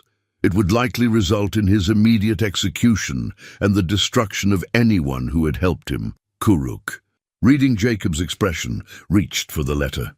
His command of written English was limited, but he grasped enough to understand the significance. His face hardened, and he gestured urgently toward the window. They needed to leave, now, but as they turned to go, Jacob's foot caught the edge of the table. The slight sound it made, barely more than a whisper, was enough. One of the sleeping men grunted and shifted, then stopped snoring, then sat up. "Who's there?" The voice was groggy, but growing alert fast. Jacob and Kuruk froze, pressed against the wall beside the door. Jacob's hand went to the knife at his belt. Kuruk already had his out, the blade catching faint light. The outlaw stumbled out of the bedroom, rubbing his eyes. For a moment he stood there, vulnerable and half asleep. Jacob could have killed him easily. Should have, perhaps, by the ruthless logic of survival. But he hesitated. This was a man, not just an enemy. A man who might have family, who might have been forced into Carver's gang by circumstances beyond his control. That moment of mercy cost them. The outlaw's eyes adjusted and he saw them. His mouth opened to shout an alarm. Kuruk moved like lightning, crossing the space and clamping his hand over the man's mouth while driving his knee into the outlaw's stomach, folding him over. But the damage was done. The commotion had awakened the second sleeper, who came charging out with a gun already in hand. The gun fired, the sound deafening in the enclosed space. The bullet missed Jacob by inches, slamming into the wall behind him. He dove for cover as Kuruk released the first man and threw his knife in one fluid motion. The blade took the shooter in the shoulder, spinning him around and sending the gun clattering across the floor. Outside, shouts erupted. The guards from the trail were coming. They had minutes, maybe seconds, before being surrounded. Kuruk grabbed Jacob's arm and hauled him toward the window. They went through together, tumbling into the dirt outside just as more gunfire erupted from the cabin. Bullets punched through the walls, searching blindly for targets. Swift Hawk appeared from the shadows, covering their retreat with his bow. 2 arrows flew in quick succession, and Jacob heard cries from the direction of the approaching guards. Not killing shots, Swift Hawk aimed for legs, for arms, shots that would slow pursuit without taking lives. Even in combat, the Apache warriors maintained their discipline, their honor. They ran for the barn, where Standing Bear waited. Behind them chaos erupted, men shouting, guns firing, lanterns being lit. The whole homestead came alive with activity like kicking a hornet's nest. At the barn, their horses waited. They mounted in a flurry of motion, Jacob clutching the journal and the badge, and that damning letter against his chest. Kuruk led them away from the cabin, not back the way they had come, but toward rougher terrain where horses could not easily follow. Gunfire chased them into the darkness, muzzle flashes like angry fireflies. Jacob heard a bullet whine past his ear, felt another tug at his shirt. But they were moving fast now, low over their horses' necks, and the darkness was their ally.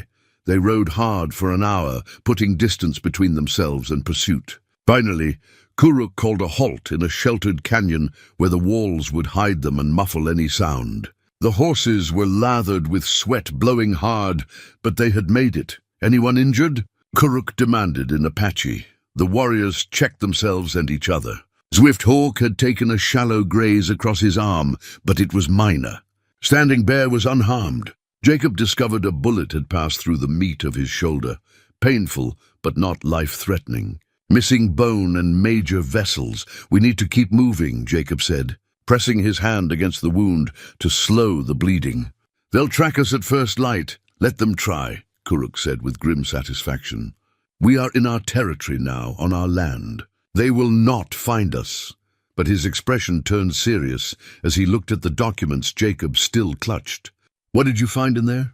What made you look like you had seen a ghost? Jacob explained, his voice tight with frustration and betrayal. He showed them the letter, translating its contents. He held up the tarnished badge, explaining its significance. As he spoke, he watched comprehension dawn on the warriors' faces. Watched their expressions shift from triumph at a successful raid to understanding of how much more complicated everything had just become. So the evidence is worthless, Standing Bear said flatly. We risked our lives for papers that cannot help us. No, Jacob said slowly, an idea forming even as he spoke. The evidence is more valuable than ever. We just cannot take it to the territorial governor. We need to go over his head to the federal government. To someone beyond the reach of territorial corruption. And who would that be? Kuruk asked. The United States Marshal Service. They answer directly to the Attorney General, not to territorial authorities. And I know there's a marshal operating out of Santa Fe, John Crawford. He's known for being incorruptible, for going after powerful men when others look away. Santa Fe is 2 weeks' ride from here, Swift Hawk observed, through territory where we will be hunted every mile. I know, Jacob acknowledged. But it's the only path forward. And more than that, he looked at the letter again, at the damning words in elegant script. This corruption goes deep.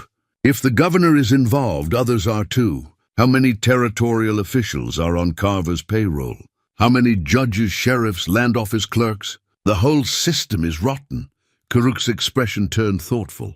This affects my people as much as yours. If the government is corrupt, if officials profit from chaos between settlers and Apache, then they have reasons to maintain that chaos. To prevent peace, exactly, Jacob said.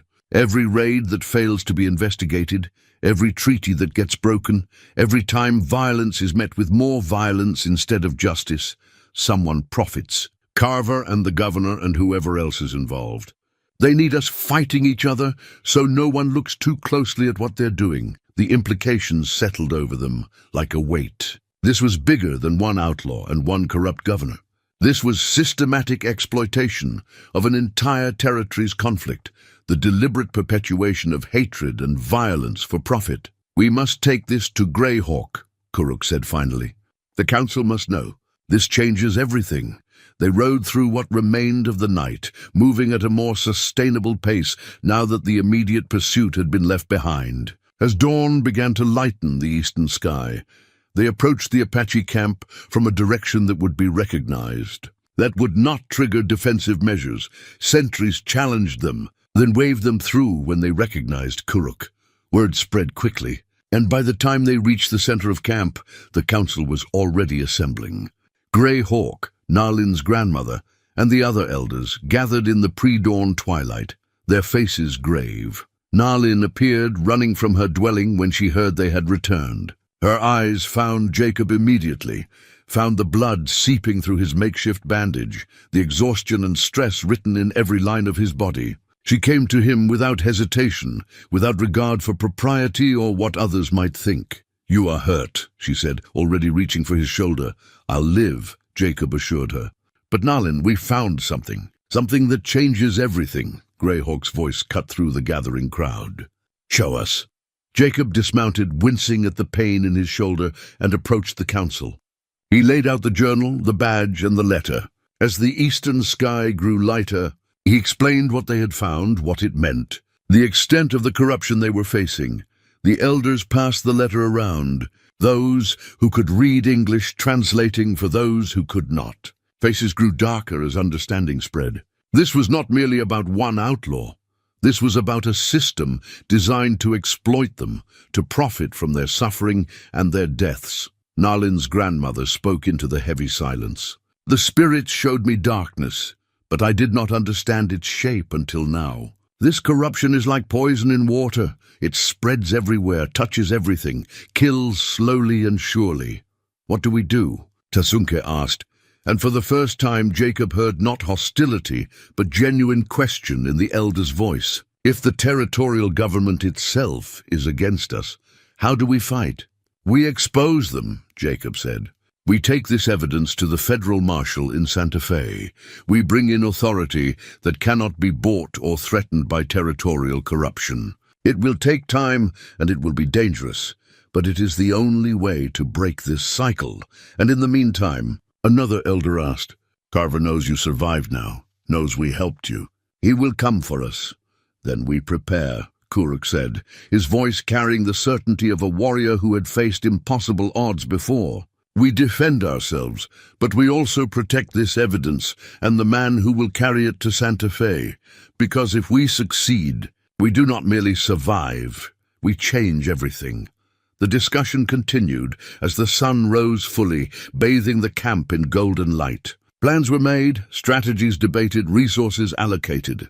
Through it all, Jacob stood with Nalin at his side, her hand finding his when she thought no one was looking. They had gone seeking evidence to stop one man's crimes. What they had found instead was a conspiracy that reached into the highest levels of power, a systematic exploitation of an entire territory's conflicts. The task ahead seemed impossible, the odds overwhelming, but as Jacob looked around at the gathered elders, at Kuruk and the warriors, at Nalin, whose courage had started this entire journey, he felt something he had not felt in years. Not just hope, but certainty.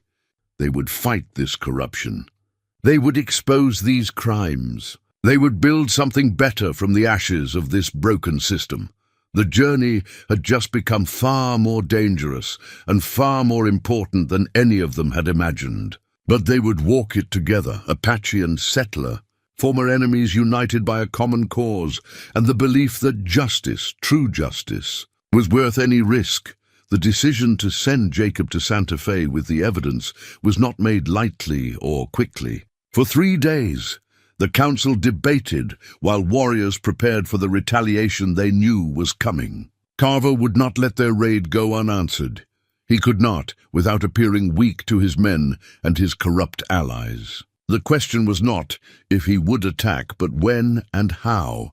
Nalin spent those 3 days treating Jacob's shoulder wound, which had proven more serious than he initially admitted. The bullet had passed through cleanly, but had damaged muscle and tissue. She worked with patient skill, changing dressings, applying poultices to prevent infection, forcing him to rest when he wanted to help with preparations. "You cannot ride to Santa Fe with a festering wound," she told him firmly when he protested. "You must heal enough to survive 2 weeks of hard travel. That means rest now, no matter how much you wish to help."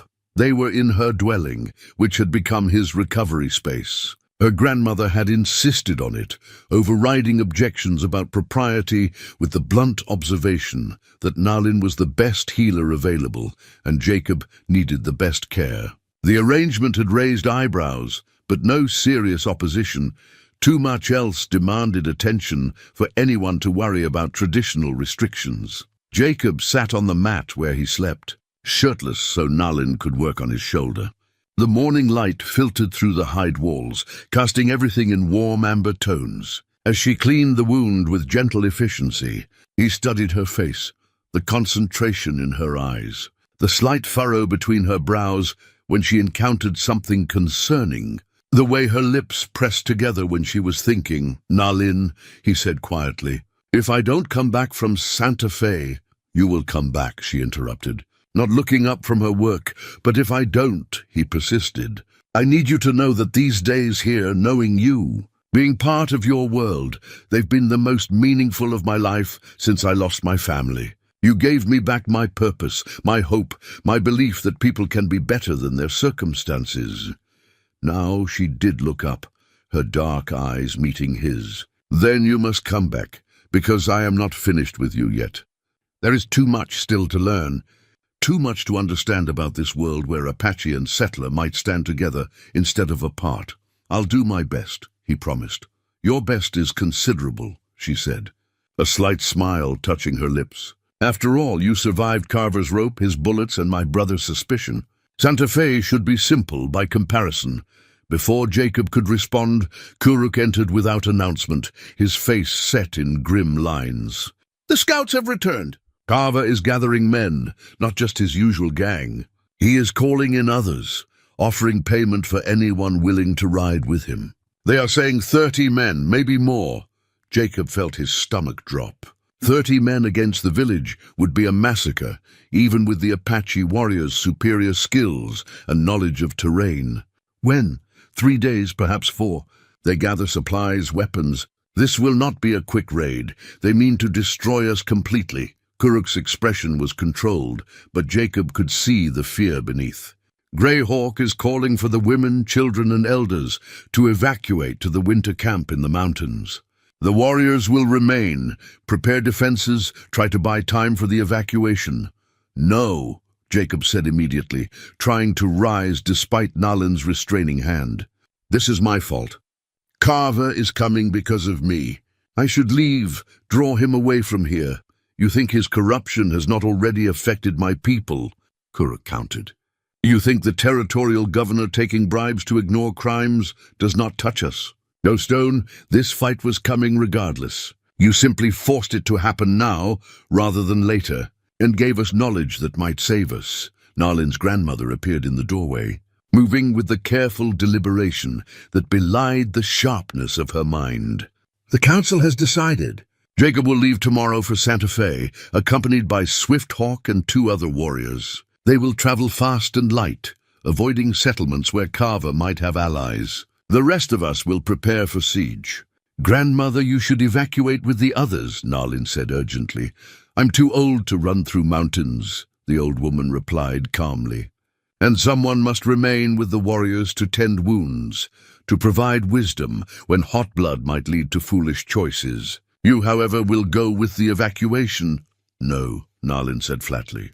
"My place is here. I am the best healer we have. The warriors will need me. Your place is with the survivors," her grandmother countered. "If this village falls, if we all die here, our people need someone who understands what was learned, what was attempted. You carry that knowledge, granddaughter. You must survive to tell the story." The argument that followed was conducted in rapid Apache, too fast for Jacob to follow completely. But he understood the essence. Nalin's grandmother was ordering her to leave, and Nalin was refusing with equal determination. Finally, Greyhawk himself intervened. "Both of you will be silent and listen," the old warrior commanded, his voice cutting through their debate. "Nalin will remain for 2 days to help prepare medicines, to instruct others in treating battle wounds. On the 3rd day, regardless of whether Carver has arrived, she will leave with the evacuation. This is decided. There will be no further argument." Neither woman looked happy with this compromise, but both bowed their heads in acceptance. Greyhawk's word was law, and neither would undermine his authority even when they disagreed. Over the next 2 days, the village transformed into a fortress. Warriors dug defensive positions, created obstacles on the approaches, cached weapons and water at strategic points. Nalin worked almost without rest, preparing supplies of medicine, bundles of herbs for different wounds, salves for burns, poultices for infection. She taught younger healers what she could, passing on knowledge that usually took years to acquire. Jacob helped where his injury allowed, which frustrated him immensely. He was used to being useful, to physical labor and decisive action. Now he could barely lift his left arm without pain shooting through his shoulder. He cleaned weapons with his good hand, checked and rechecked the journal and documents that would be his cargo, tried to memorize every detail in case something happened to the physical evidence. On the evening of the second day, Nalin's grandmother called Jacob to her dwelling. She sat by a small fire, the ceremonial pipe from the council resting beside her. When Jacob entered and sat across from her, she studied him for a long moment. "My granddaughter loves you," she said without preamble. "Do not bother denying it. I have eyes and I have lived too long to mistake the signs. The question is, what do you intend to do about it?" Jacob had not expected such directness, but he met her gaze steadily. "I love her too. But I don't know what that means in practical terms. Our peoples are at war. Even if I succeed in Santa Fe, even if I bring back federal marshals and expose the corruption, there will still be generations of hatred to overcome." "True," she acknowledged. "But you have already begun that work. You and Nalin together. You are proof that the hatred is not absolute, that individuals can choose different paths." She leaned forward. "I am old, Stone. I will not survive what is coming, whether it is Carver's bullets or simply the weight of my years. Before I die, I need to know that what I have taught, what I have believed about the possibility of peace, will continue." "Grandmother, you'll survive this," Jacob protested. "You're stronger than—" She raised a hand, silencing him. "Do not lie to comfort an old woman. I know my time comes soon. I've seen it in dreams, felt it in my bones. But I also see beyond my death, and I see you and Nalin building something new. Not Apache, not settler, but something that honors both. That is my hope, Stone. That is what I need you to promise me, that you will protect her, learn from her, help her create the world we have dreamed of but never lived to see." Jacob felt tears prick his eyes. "I promise. With everything I am, I promise." The old woman smiled, and in that smile Jacob saw not just her, but all the ancestors she represented, all the wisdom accumulated across generations. She reached into a bundle beside her and withdrew an eagle feather, pristine white with brown tips, bound with leather and beads. "This belonged to my husband, the chief who died seeking peace. It represents courage that transcends violence, strength that lifts others rather than crushing them. I give it to you now, Jacob Stone, as I give you my blessing. You are no longer merely a settler or an outsider. You are family, recognized by me and by the spirits. Carry this with you, and remember that you ride not just for justice, but for all of us." Jacob accepted the feather with both hands, overcome by the weight of the gift and what it represented. A settler, blessed by an Apache elder, carrying a sacred object into battle against corruption that affected both their peoples. The symbolism was not lost on him. "I will honor this gift," he managed. "I will honor your trust and your granddaughter's love. I swear it." That night Nalin came to him in the hour before dawn. The village slept fitfully, warriors resting before the coming storm, families holding each other close. She entered his dwelling silently and sat beside him in the darkness. "I leave at first light," Jacob said. "The evacuation begins at noon. By the time Carver arrives, you'll be safely in the mountains." "I know." They sat in silence for a time, shoulders touching, sharing warmth against the pre-dawn chill. Finally Nalin spoke. "My grandmother gave you the eagle feather." "I saw it. She did. She gave me something else too, her blessing for us. For whatever this is between us." Nalin's breath caught. "She blessed us?" "She sees our future," she says. "Sees us building something new together. Sees hope beyond all this violence and corruption."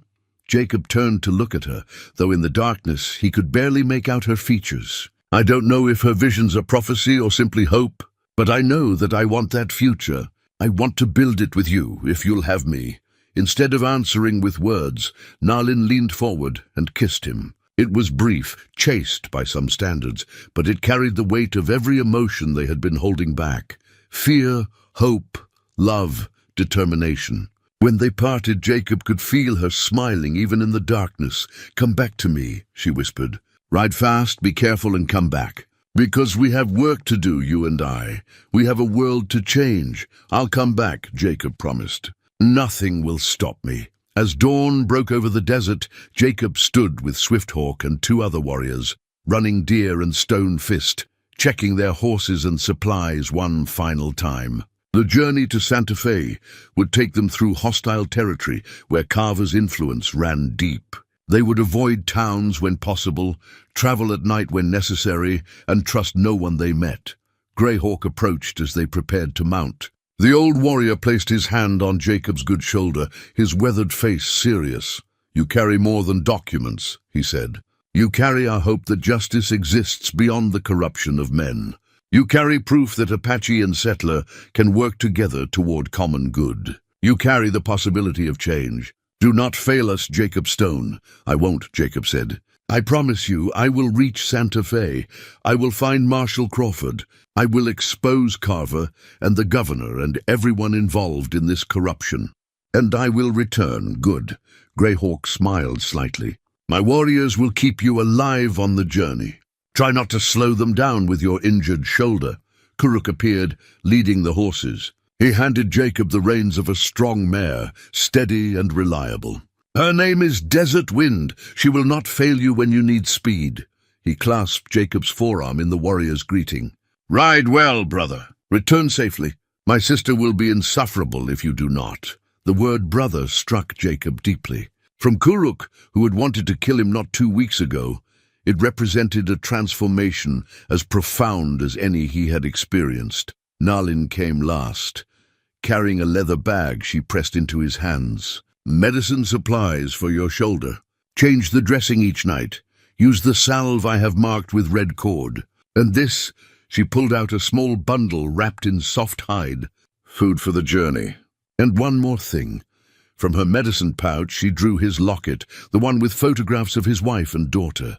She had kept it safe all this time, as he had asked. But now she opened it, and he saw that she had added something. Behind his family's pictures, she had placed a small strand of her own hair, braided and tied with thread. "So you carry us both," she said softly. "Your past and your future. Reminders of why you ride, why you must succeed, why you must return." Jacob could not speak past the lump in his throat. He simply pulled her close, ignoring the pain in his shoulder, holding her as if he could imprint the memory of this moment into his very bones. When they finally parted, the sun had fully risen. It was time. Jacob mounted Desert Wind, settling the medicine bag and the precious documents into his saddlebags. The eagle feather was tied securely to his saddle horn where he could see it, drawing strength from what it represented. Swifthawk led the way, with Jacob and the other warriors following. They rode out of the village at a steady pace, not looking back. Looking back would make leaving harder. But Jacob felt Nalin's eyes on him until the desert swallowed them, felt the weight of all the hopes and dreams riding with him. Behind them, the village prepared for war.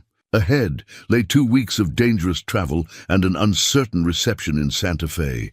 But Jacob rode with purpose burning in his chest, stronger than pain, stronger than fear. He carried evidence that would expose corruption, yes. But more than that, he carried the possibility of change, the chance to build a world where Apache and settler need not be enemies, where justice applied equally to all, where people like Nalin and himself might build a future together. The sun climbed higher as they rode, painting the desert in shades of gold and amber.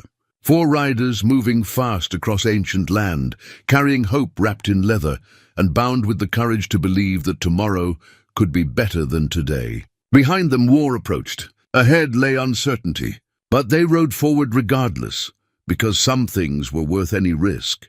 And justice, true justice, was one of them.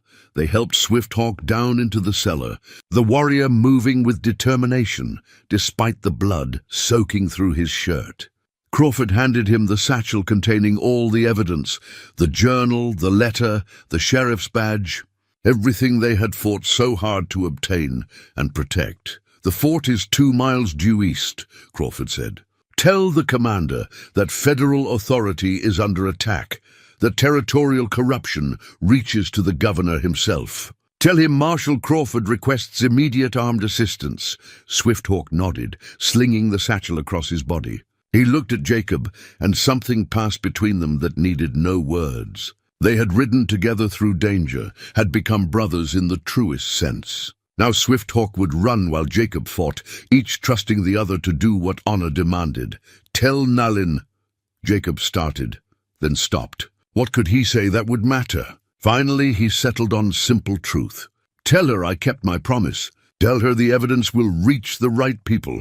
I will tell her you fought with courage," Swifthawk said, "and that you died thinking of her." He saw Jacob's expression and allowed himself a small smile. "But I will also bring help fast enough that you do not die at all." Then he was gone, disappearing into the narrow tunnel that led to uncertain freedom. Jacob climbed back up to find the siege intensifying. Carver's men had brought oil and torches. They meant to burn them out after all. "Here they come," Crawford warned, taking aim at a man carrying a torch. His shot was true, and the torch fell, setting fire to nothing but dirt. But there were more torch-bearers, approaching from multiple directions. The next hour dissolved into chaos. Flames licked at the building's walls. Smoke filled the office, forcing them to crouch low. Running Deer and Stone Fist fought with the calm efficiency of warriors who had accepted death but would not go quietly. The deputy surprised everyone by holding his position, despite the smoke and heat, his face set in grim determination. Jacob's ammunition ran out. He switched to his knife, knowing that when Carver's men finally breached the building, it would come to close combat. His shoulder throbbed, his lungs burned from smoke, but he felt strangely clear-headed. This was the moment everything had been building toward. This was where he would make his stand. Then, cutting through the roar of flames and gunfire, came a sound that made Jacob's heart leap. Bugles. The United States Cavalry, announced by brass and thunder, cavalry charging down the street with Swifthawk riding at their head. The effect was instantaneous. Carver's men, seeing uniformed soldiers with rifles and the authority of the federal government behind them, began to scatter. Some threw down weapons and raised hands. Others ran, only to be pursued and captured by mounted soldiers. Carver himself stood frozen in the middle of the street, his pearl-handled revolvers hanging at his sides, watching his enterprise crumble around him. When Crawford emerged from the burning building, badge gleaming, Carver finally seemed to understand that it was over. "Dutch Carver," Crawford announced, his voice carrying across the plaza, "you are under arrest for murder, theft, corruption, and conspiracy. You will be tried under federal law, and may God have mercy on your soul, because the courts will not." Carver's hand twitched toward his guns. Every soldier, every defender tensed. For a moment, it seemed he would go out in a blaze of violence, taking whoever he could with him. Then his shoulders slumped, and his hands moved away from his weapons. He was beaten, and he knew it. "The governor will protect me," Carver said, but the words sounded hollow even to him. "The governor is being arrested as we speak," Crawford replied. "Federal marshals are already at the Capitol. Your entire corrupt network is being dismantled. You're going to die in prison, Carver. The only question is whether it takes weeks or years." As soldiers moved to bind Carver, Jacob sagged against the building, suddenly exhausted beyond measure. Running Deer caught him, supported him, and for a moment they just stood there, Apache warrior and settler, having fought side by side, having survived against impossible odds. Swifthawk approached, moving slowly because of his wound, but with the fierce satisfaction of someone who had succeeded in an impossible mission. The fort commander, he understood immediately. He had suspected corruption but needed proof. "Now he has it. You saved us," Jacob said simply. "You ran fast enough to bring help before we burned." I ran fast because I had precious cargo, Swifthawk replied. Evidence that will change everything?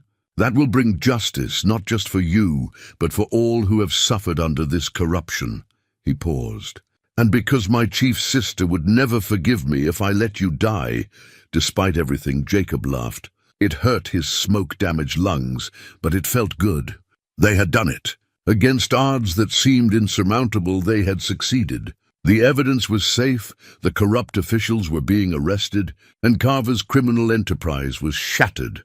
As the soldiers extinguished the fires and rounded up the last of Carver's men, the fort commander approached. He was a career officer, grey at the temples, with the bearing of someone who took his responsibilities seriously. "Mr. Stone?" he asked, and Jacob nodded. "I'm Colonel Harrison. Marshal Crawford has briefed me on the situation. What you've uncovered, the scope of this corruption, it's worse than anyone suspected. The Attorney General himself will be involved in the prosecutions. And the Apache?" Jacob asked. "Carver was planning to attack their village. We need to send word that he's been stopped, that they're safe." "Already done," Harrison said. "I've dispatched riders with messages explaining what happened and requesting a meeting with their elders. If what you've told us is true, if they helped expose this corruption, then the United States government owes them a debt of gratitude." Those words, spoken by a United States Army colonel, represented something Jacob had hardly dared hope for: official recognition of Apache assistance, acknowledgement that they had been allies rather than enemies. It was a beginning, small but significant, toward the kind of peace he and Nalin had dreamed of.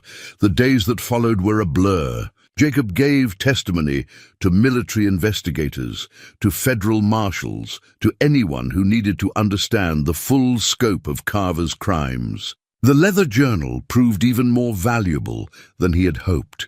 Its meticulous documentation provided evidence for dozens of cases, implicated over 30 officials and outlaws, and established patterns of corruption that had lasted for years. The territorial governor was arrested trying to flee to Mexico. His protests of innocence rang hollow against the evidence of his own signature on letters authorizing crimes. Other officials fell like dominoes. Land office clerks, sheriffs, judges, all exposed and arrested. The entire corrupt system that had profited from conflict was dismantled piece by piece.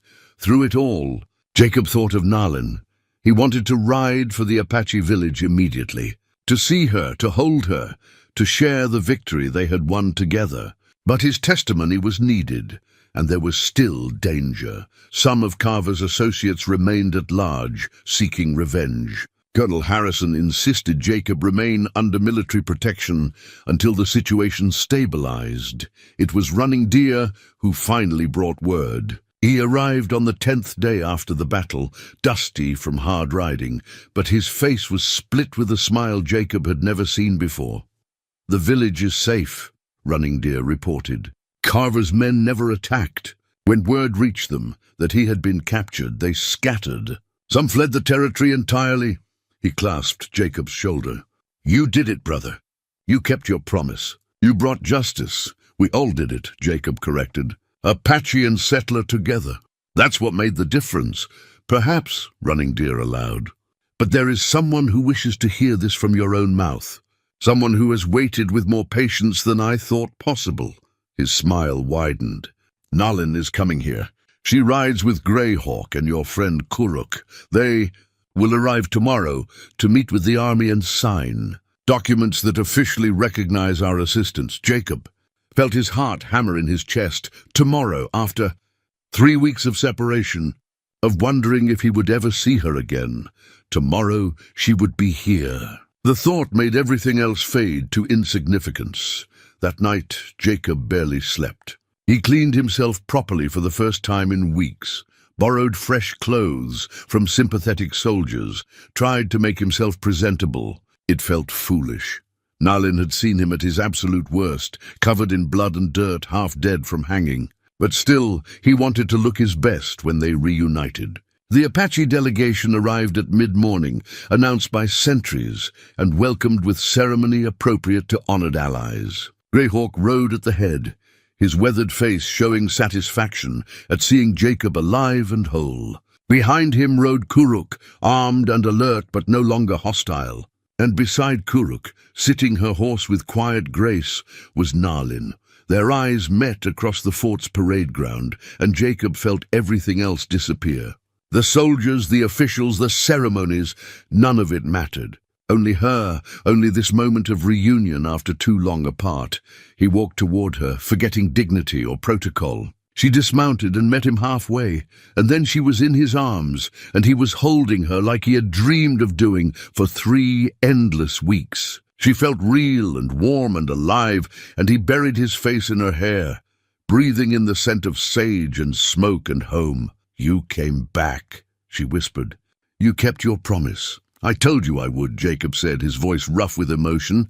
"Nothing could have stopped me." They pulled apart enough to look at each other, and Jacob saw tears on her cheeks, saw joy and relief and love written plainly in her expression. He touched her face gently, still hardly believing she was real, that they had both survived, that they stood here together. "It is finished," Nalin asked. "The corruption, Carver, all of it?" "It is finished," Jacob confirmed. "Carver will hang. The governor will spend the rest of his life in prison. Everyone involved is being brought to justice, and more than that." He gestured to the fort, to Colonel Harrison approaching with documents. "The army wants to negotiate real peace with your people. Not the old treaties that got broken, but genuine cooperation based on respect." "My grandmother was right," Nalin said wonderingly. She saw this in her visions. Saw us standing between 2 worlds, building something new. Her expression suddenly tightened. "Grandmother." "Jacob, I know," he said gently, seeing the grief in her eyes. "Running Deer told me. I'm so sorry." Nalin's grandmother had died 3 days after the evacuation, peacefully in her sleep. She had lived long enough to know that Jacob had reached Santa Fe safely, that the evidence had been delivered. Her last words, according to Kuruk, had been about seeing her husband again and trusting that Nalin would finish the work they had started. "She died believing in what we built," Nalin said quietly, "believing that peace was possible. I will not let her faith be wasted." "Neither will I," Jacob promised. "We will build that peace together, you and I. We will create the world she dreamed of." As formal ceremonies began, Colonel Harrison presenting official recognition to Greyhawk, documents being signed that acknowledged Apache assistance and promised genuine cooperation, Jacob and Nalin stood together. Hands joined, watching the beginning of something new. It would not be easy. Generations of hatred and distrust could not be erased overnight. But this was a beginning, proof that different peoples could work together, that justice transcended tribal boundaries, that love could grow even in the harshest soil. Kuruk approached them, his face showing an emotion that might have been pride or might have been happiness. From him, the two looked surprisingly similar. "You have made my sister happy, Stone. That matters more than I expected it would." He extended his hand, and Jacob shook it firmly. "Welcome to our family. Try not to cause more trouble." "I will do my best," Jacob said with a smile, "though I cannot promise anything." As the sun climbed higher, painting everything in gold, Jacob felt something settle in his chest that he had not felt since before his first family died. Hope, not the fragile, desperate hope that fears its own extinction, but solid hope built on foundation of shared struggle and proved courage. He and Nalin had walked through fire and emerged together. Whatever came next, they would face it the same way, side by side, building their future one choice at a time. 6 months had passed since the day Dutch Carver was arrested in Santa Fe. 6 months of trials and testimonies, of corrupt officials facing justice, of a territorial government being rebuilt from its foundations. The newspapers had called it the greatest corruption scandal in frontier history. Jacob called it simply justice, long delayed but finally delivered. Now he stood on a hill overlooking the valley where his homestead had once stood alone. But it was no longer alone. Beside his rebuilt cabin, larger now with rooms for a family, stood other structures. An Apache dwelling in the traditional style, home to Kuruk and his new wife. a barn that served both communities, a meeting house where Apache elders and settler families gathered monthly to resolve disputes, share resources, and build the fragile bonds of cooperation. This was the settlement they had named Unity Springs, after the water source that had drawn Jacob here years ago and that now sustained both peoples. It was not perfect. Tensions flared sometimes, old prejudices died hard, and there were settlers and Apache alike who viewed the experiment with suspicion or outright hostility. But it existed, it grew, and it stood as living proof that another way was possible. Nalin approached from behind, her steps silent on the grass. Even now, after months of marriage, Jacob's heart still quickened when he saw her. She wore a dress that blended both traditions, Apache beadwork on settler fabric, creating something uniquely theirs. In her arms, she carried cloth and thread, working on what would become the wedding blanket for the ceremony scheduled for tomorrow. "You are thinking too hard again," she said, settling beside him. "I can see it in your shoulders, the way you hold them when your mind is far away." "Just remembering," Jacob replied, pulling her close, thinking about how different everything was 6 months ago. How impossible this would have seemed. "And yet here we are," Nalin said, leaning into his warmth. "Living in the impossible, making it ordinary. Below them, children played, Apache and settler kids together, teaching each other games, learning each other's languages, without the burden of hatred their parents had carried." Jacob watched a settler boy show an Apache girl how to throw a ball. Watched her show him how to craft a snare. Simple moments, but revolutionary in their ordinariness. "Greyhawk sent word," Nalin said. "He and the council have approved the treaty terms Colonel Harrison proposed. Recognized boundaries, shared hunting grounds, joint councils for dispute resolution. It will be signed next month with representatives from Washington attending. Your people are sure?" Jacob asked. "Treaties have been broken before. This one is different," Nalin said with quiet confidence. "Because it was built with Apache input from the beginning. Because men like you and Kuruk insisted on terms that honored both sides. Because the corruption that profited from conflict has been exposed and punished. It will not solve everything, but it is honest. That matters." Jacob nodded, thinking of all the work that had gone into reaching this point. The endless meetings, the careful negotiations, the patient building of trust between communities that had every reason to remain enemies. It had been exhausting, frustrating, often seemingly impossible. But here they were. A rider approached from the direction of town. The actual town now, not the lawless collection of buildings it had been under Carver's shadow. Jacob recognized the man as Marshal Crawford, who had taken over as territorial marshal when the previous one had been arrested. Crawford rode up the hill and dismounted with a grim smile. "Stone, Mrs. Stone," he greeted them, tipping his hat to Nalin. The formal recognition of their marriage still surprised some settlers, but Crawford had been present at the ceremony that blended Apache and Christian traditions, had stood as witness and friend. "Thought you'd want to know. Carver was executed this morning. Hanged at dawn." Jacob felt no satisfaction at the news, only a kind of weary relief. "And the others?" "Governor got life in prison. Most of the officials who cooperated are serving reduced sentences. The ones who didn't," Crawford shrugged. "Justice is taking its course. Slowly, as it always does, but thoroughly." He paused. "There's something else. The Attorney General wants to meet with you both. There's talk of appointing you as official liaison between Apache communities and the territorial government, and Nalin as cultural advisor. Real positions, with authority and pay." Nalin and Jacob exchanged glances. They had talked about something like this, about formalizing the role they had naturally fallen into as bridge between worlds. But hearing it made official was different. "We would need to discuss it with the council," Nalin said carefully. "Such a position would speak for all Apache peoples. That requires blessing and authority beyond what I alone carry." "Understood," Crawford said. "Think about it. Let me know. The offer stands." He remounted his horse, then paused. "For what it's worth, what you two have built here, this settlement, this cooperation, it gives me hope. I've seen a lot of darkness in my years as marshal. It's good to see some light for a change. After Crawford left, Jacob and Nalin sat in comfortable silence, watching the sun begin its descent. Tomorrow would bring another wedding. Swift Hawk, healed from his wounds, would marry a girl from a neighboring Apache band. The celebration would last 3 days, blending traditions, bringing communities together in joy rather than conflict. "Do you ever regret it?" Jacob asked quietly. "That day you found me hanging from the cottonwood, do you ever wish you had walked away?" Nalin turned to look at him fully, her dark eyes serious. "Every choice has a cost. Saving you cost me my simple life, my certainty about who was enemy and who was friend.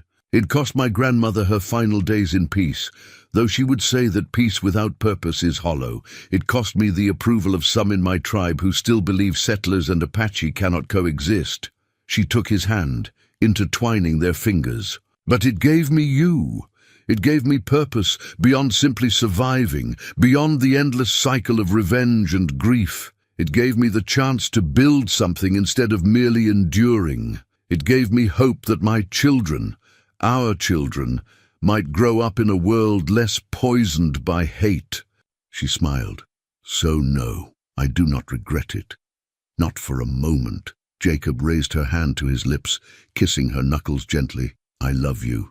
I do not say it enough, but I love you with everything I am." "I know," Nalin said softly. "I have known since that day in the cave when you gave me your locket, trusting me with your past. I have known since you rode into danger to expose corruption that hurt my people as much as yours. I have known since you looked at me and saw not an Indian or a savage or an enemy, but simply Nalin, simply me." They sat together as the sun painted the sky in shades of orange and purple, watching their settlement come alive with evening activity. Smoke rose from cooking fires, both kinds, Apache and settler styles, sitting side by side. Voices carried on the wind, calling children home, greeting neighbors, creating the ordinary sounds of community. This was what her grandmother had seen in her visions, Nalin thought. Not some grand gesture or dramatic moment, but this, the quiet building of a life together, the daily choice to see beyond hatred to the humanity beneath. The courage to believe that tomorrow could be different than yesterday. Jacob thought of his first family buried far away in Missouri. He thought of the grief that had driven him west, the emptiness that had consumed him. They would always be part of him, would always hold a sacred place in his heart. But they would want this for him, this new love, this new purpose, this new family he was building with Nalin. They would want him to be happy, to honor their memory by living fully rather than simply existing. "Come," Nalin said, standing and pulling him up with her. "We have a wedding to prepare for tomorrow, and you promised to help me finish this blanket. Swift Hawk will never forgive us if we present him with a half-finished gift." "He might forgive us," Jacob said with a smile. "He is patient." "He is Apache," Nalin corrected. "We remember slights for generations. Better to finish the blanket." They walked down the hill together, hand in hand, toward their home and the work that waited. Behind them, the sun completed its descent, and the first stars began to emerge. The cottonwood tree still stood in the canyon where Nalin had found Jacob, but it no longer represented death and despair. Now it was simply a tree, ancient and enduring, a witness to the territory's transformation. In the settlement, lanterns were lit against the gathering darkness. Inside their home, Jacob and Nalin worked side by side on the wedding blanket, their hands moving together in comfortable rhythm. They spoke of small things, tomorrow's preparations, news from neighboring settlements, plans for expanding the meeting house. The grand drama of their beginning had settled into the blessed ordinariness of shared life. And that, Jacob thought, as he watched his wife work by lamplight, was perhaps the greatest victory of all. Not the dramatic rescue or the exposure of corruption or even the peace treaty being signed next month. The real victory was this, the simple ability to live together, to build together, to face each day knowing that love had proven stronger than hate, that courage had overcome fear, that mercy had defeated revenge. Sometimes the hardest choice we face is whether to help someone we are supposed to hate. Sometimes mercy asks more courage than revenge ever could. Nalin had made that choice on a desperate day in the desert, and it had changed everything. Not just for Jacob, not just for their two peoples, but for everyone who would come after them and see what they had built. The wedding blanket took shape beneath their hands, woven with both their skills, blessed by both their traditions. Tomorrow, they would present it to Swifthawk and his bride, would celebrate another union that crossed old boundaries, would take one more step toward the world Nylin's grandmother had envisioned. But tonight, they had this: lamplight and quiet work, hands moving together, love grown from the harshest soil now blooming in the peaceful evening. Jacob looked at Nalin and saw his future. She looked at him and saw hers. And in that shared vision, that common dream, they found everything they needed. The night deepened, and Unity Springs settled into sleep. Settler and Apache, former enemies now neighbors, all resting under the same stars that had watched over this land for generations uncounted. Tomorrow would bring new challenges, new opportunities, new chances to choose mercy over hatred. But tonight there was only peace, hard-won and precious, wrapped in a blanket woven by two peoples learning to become one community. And high in the mountains where the evacuation camp had been, where Nalin's grandmother had drawn her last breath. Believing in impossible things, the wind carried whispers of approval. The old woman's dream lived on in her granddaughter and the man she had saved, in the children playing together without knowing they were supposed to be enemies, in the settlement growing where only division had existed before. Sometimes the hardest choice we face is whether to help someone we are supposed to hate, and sometimes that choice changes everything.